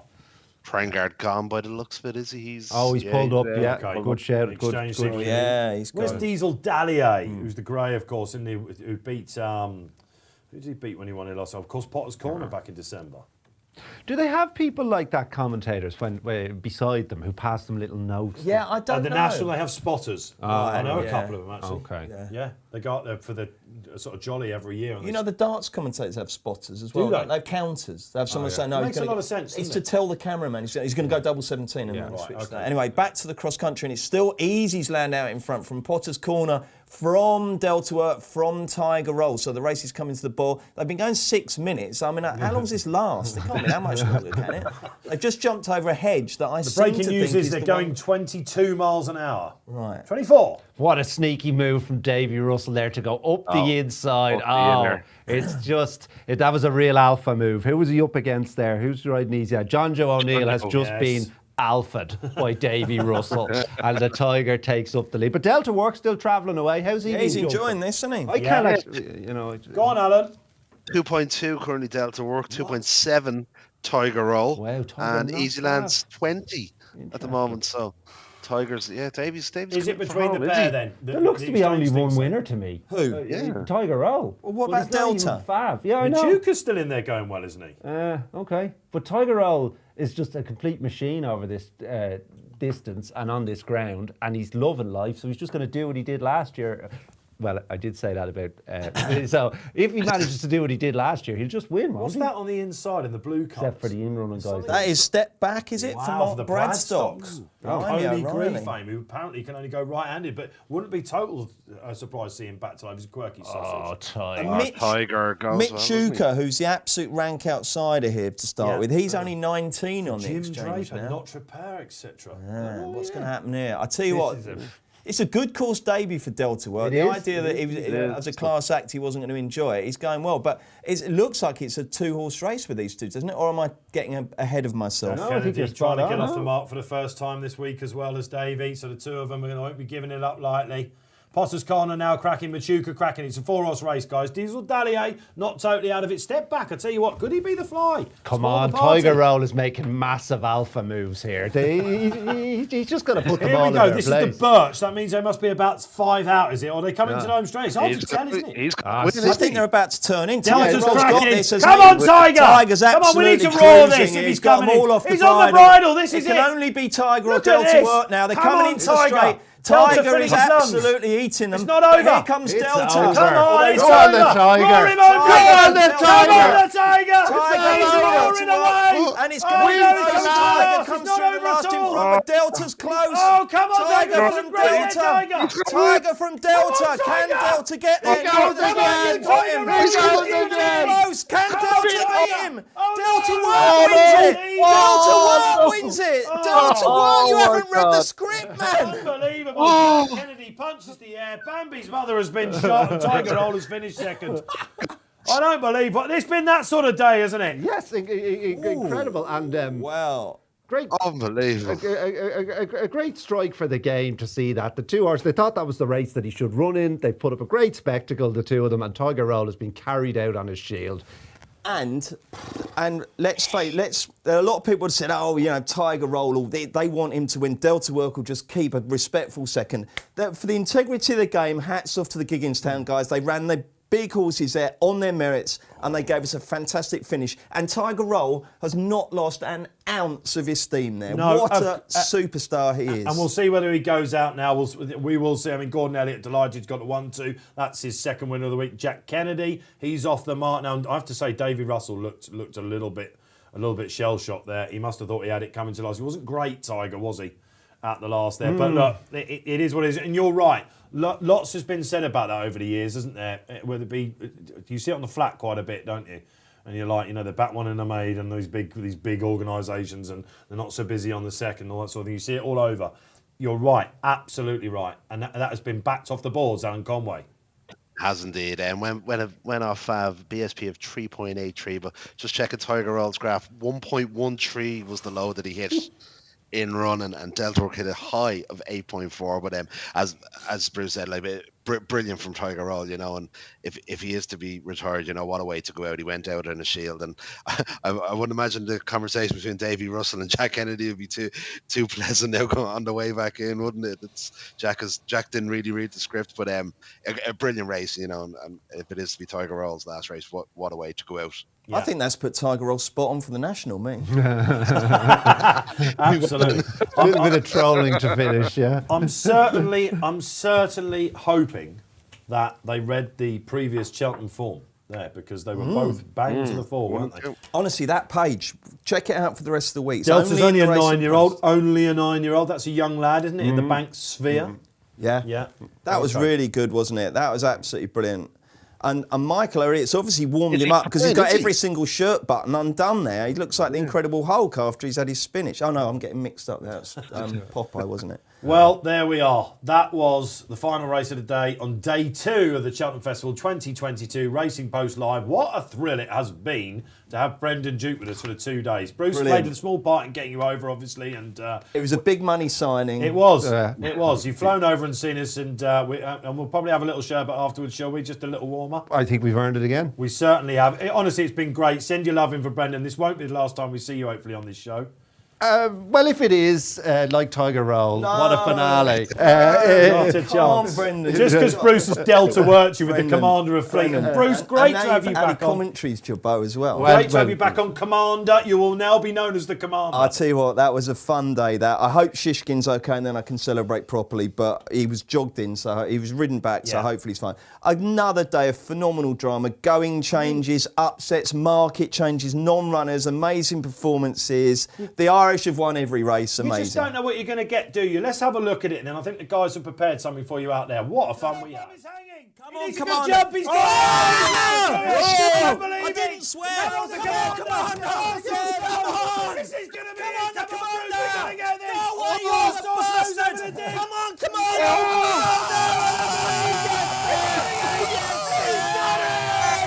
Giving it the betting shop lean for you there, actually. Yeah, that made the difference. Bruce Millington has absolutely knocked it out of the park. 100. They'll be clipping this one up. Get it ready, says Bruce Millington. And the studio has come along. Alan, I can hear you in the background. It's pandemonium scenes here. There we are, the man of the hour. Cometh the man, cometh the commander, as they say. Great work in the studio. Thanks to the guys out there. Thanks to Ben on the socials as well. Thank you for watching. Good luck, whatever you're playing in the last 2 races of the day. But we will be back tomorrow for the match-up. This man next to me is having his Max on Bob Ollinger. We can't wait. See you then. Good job, sir. Top man.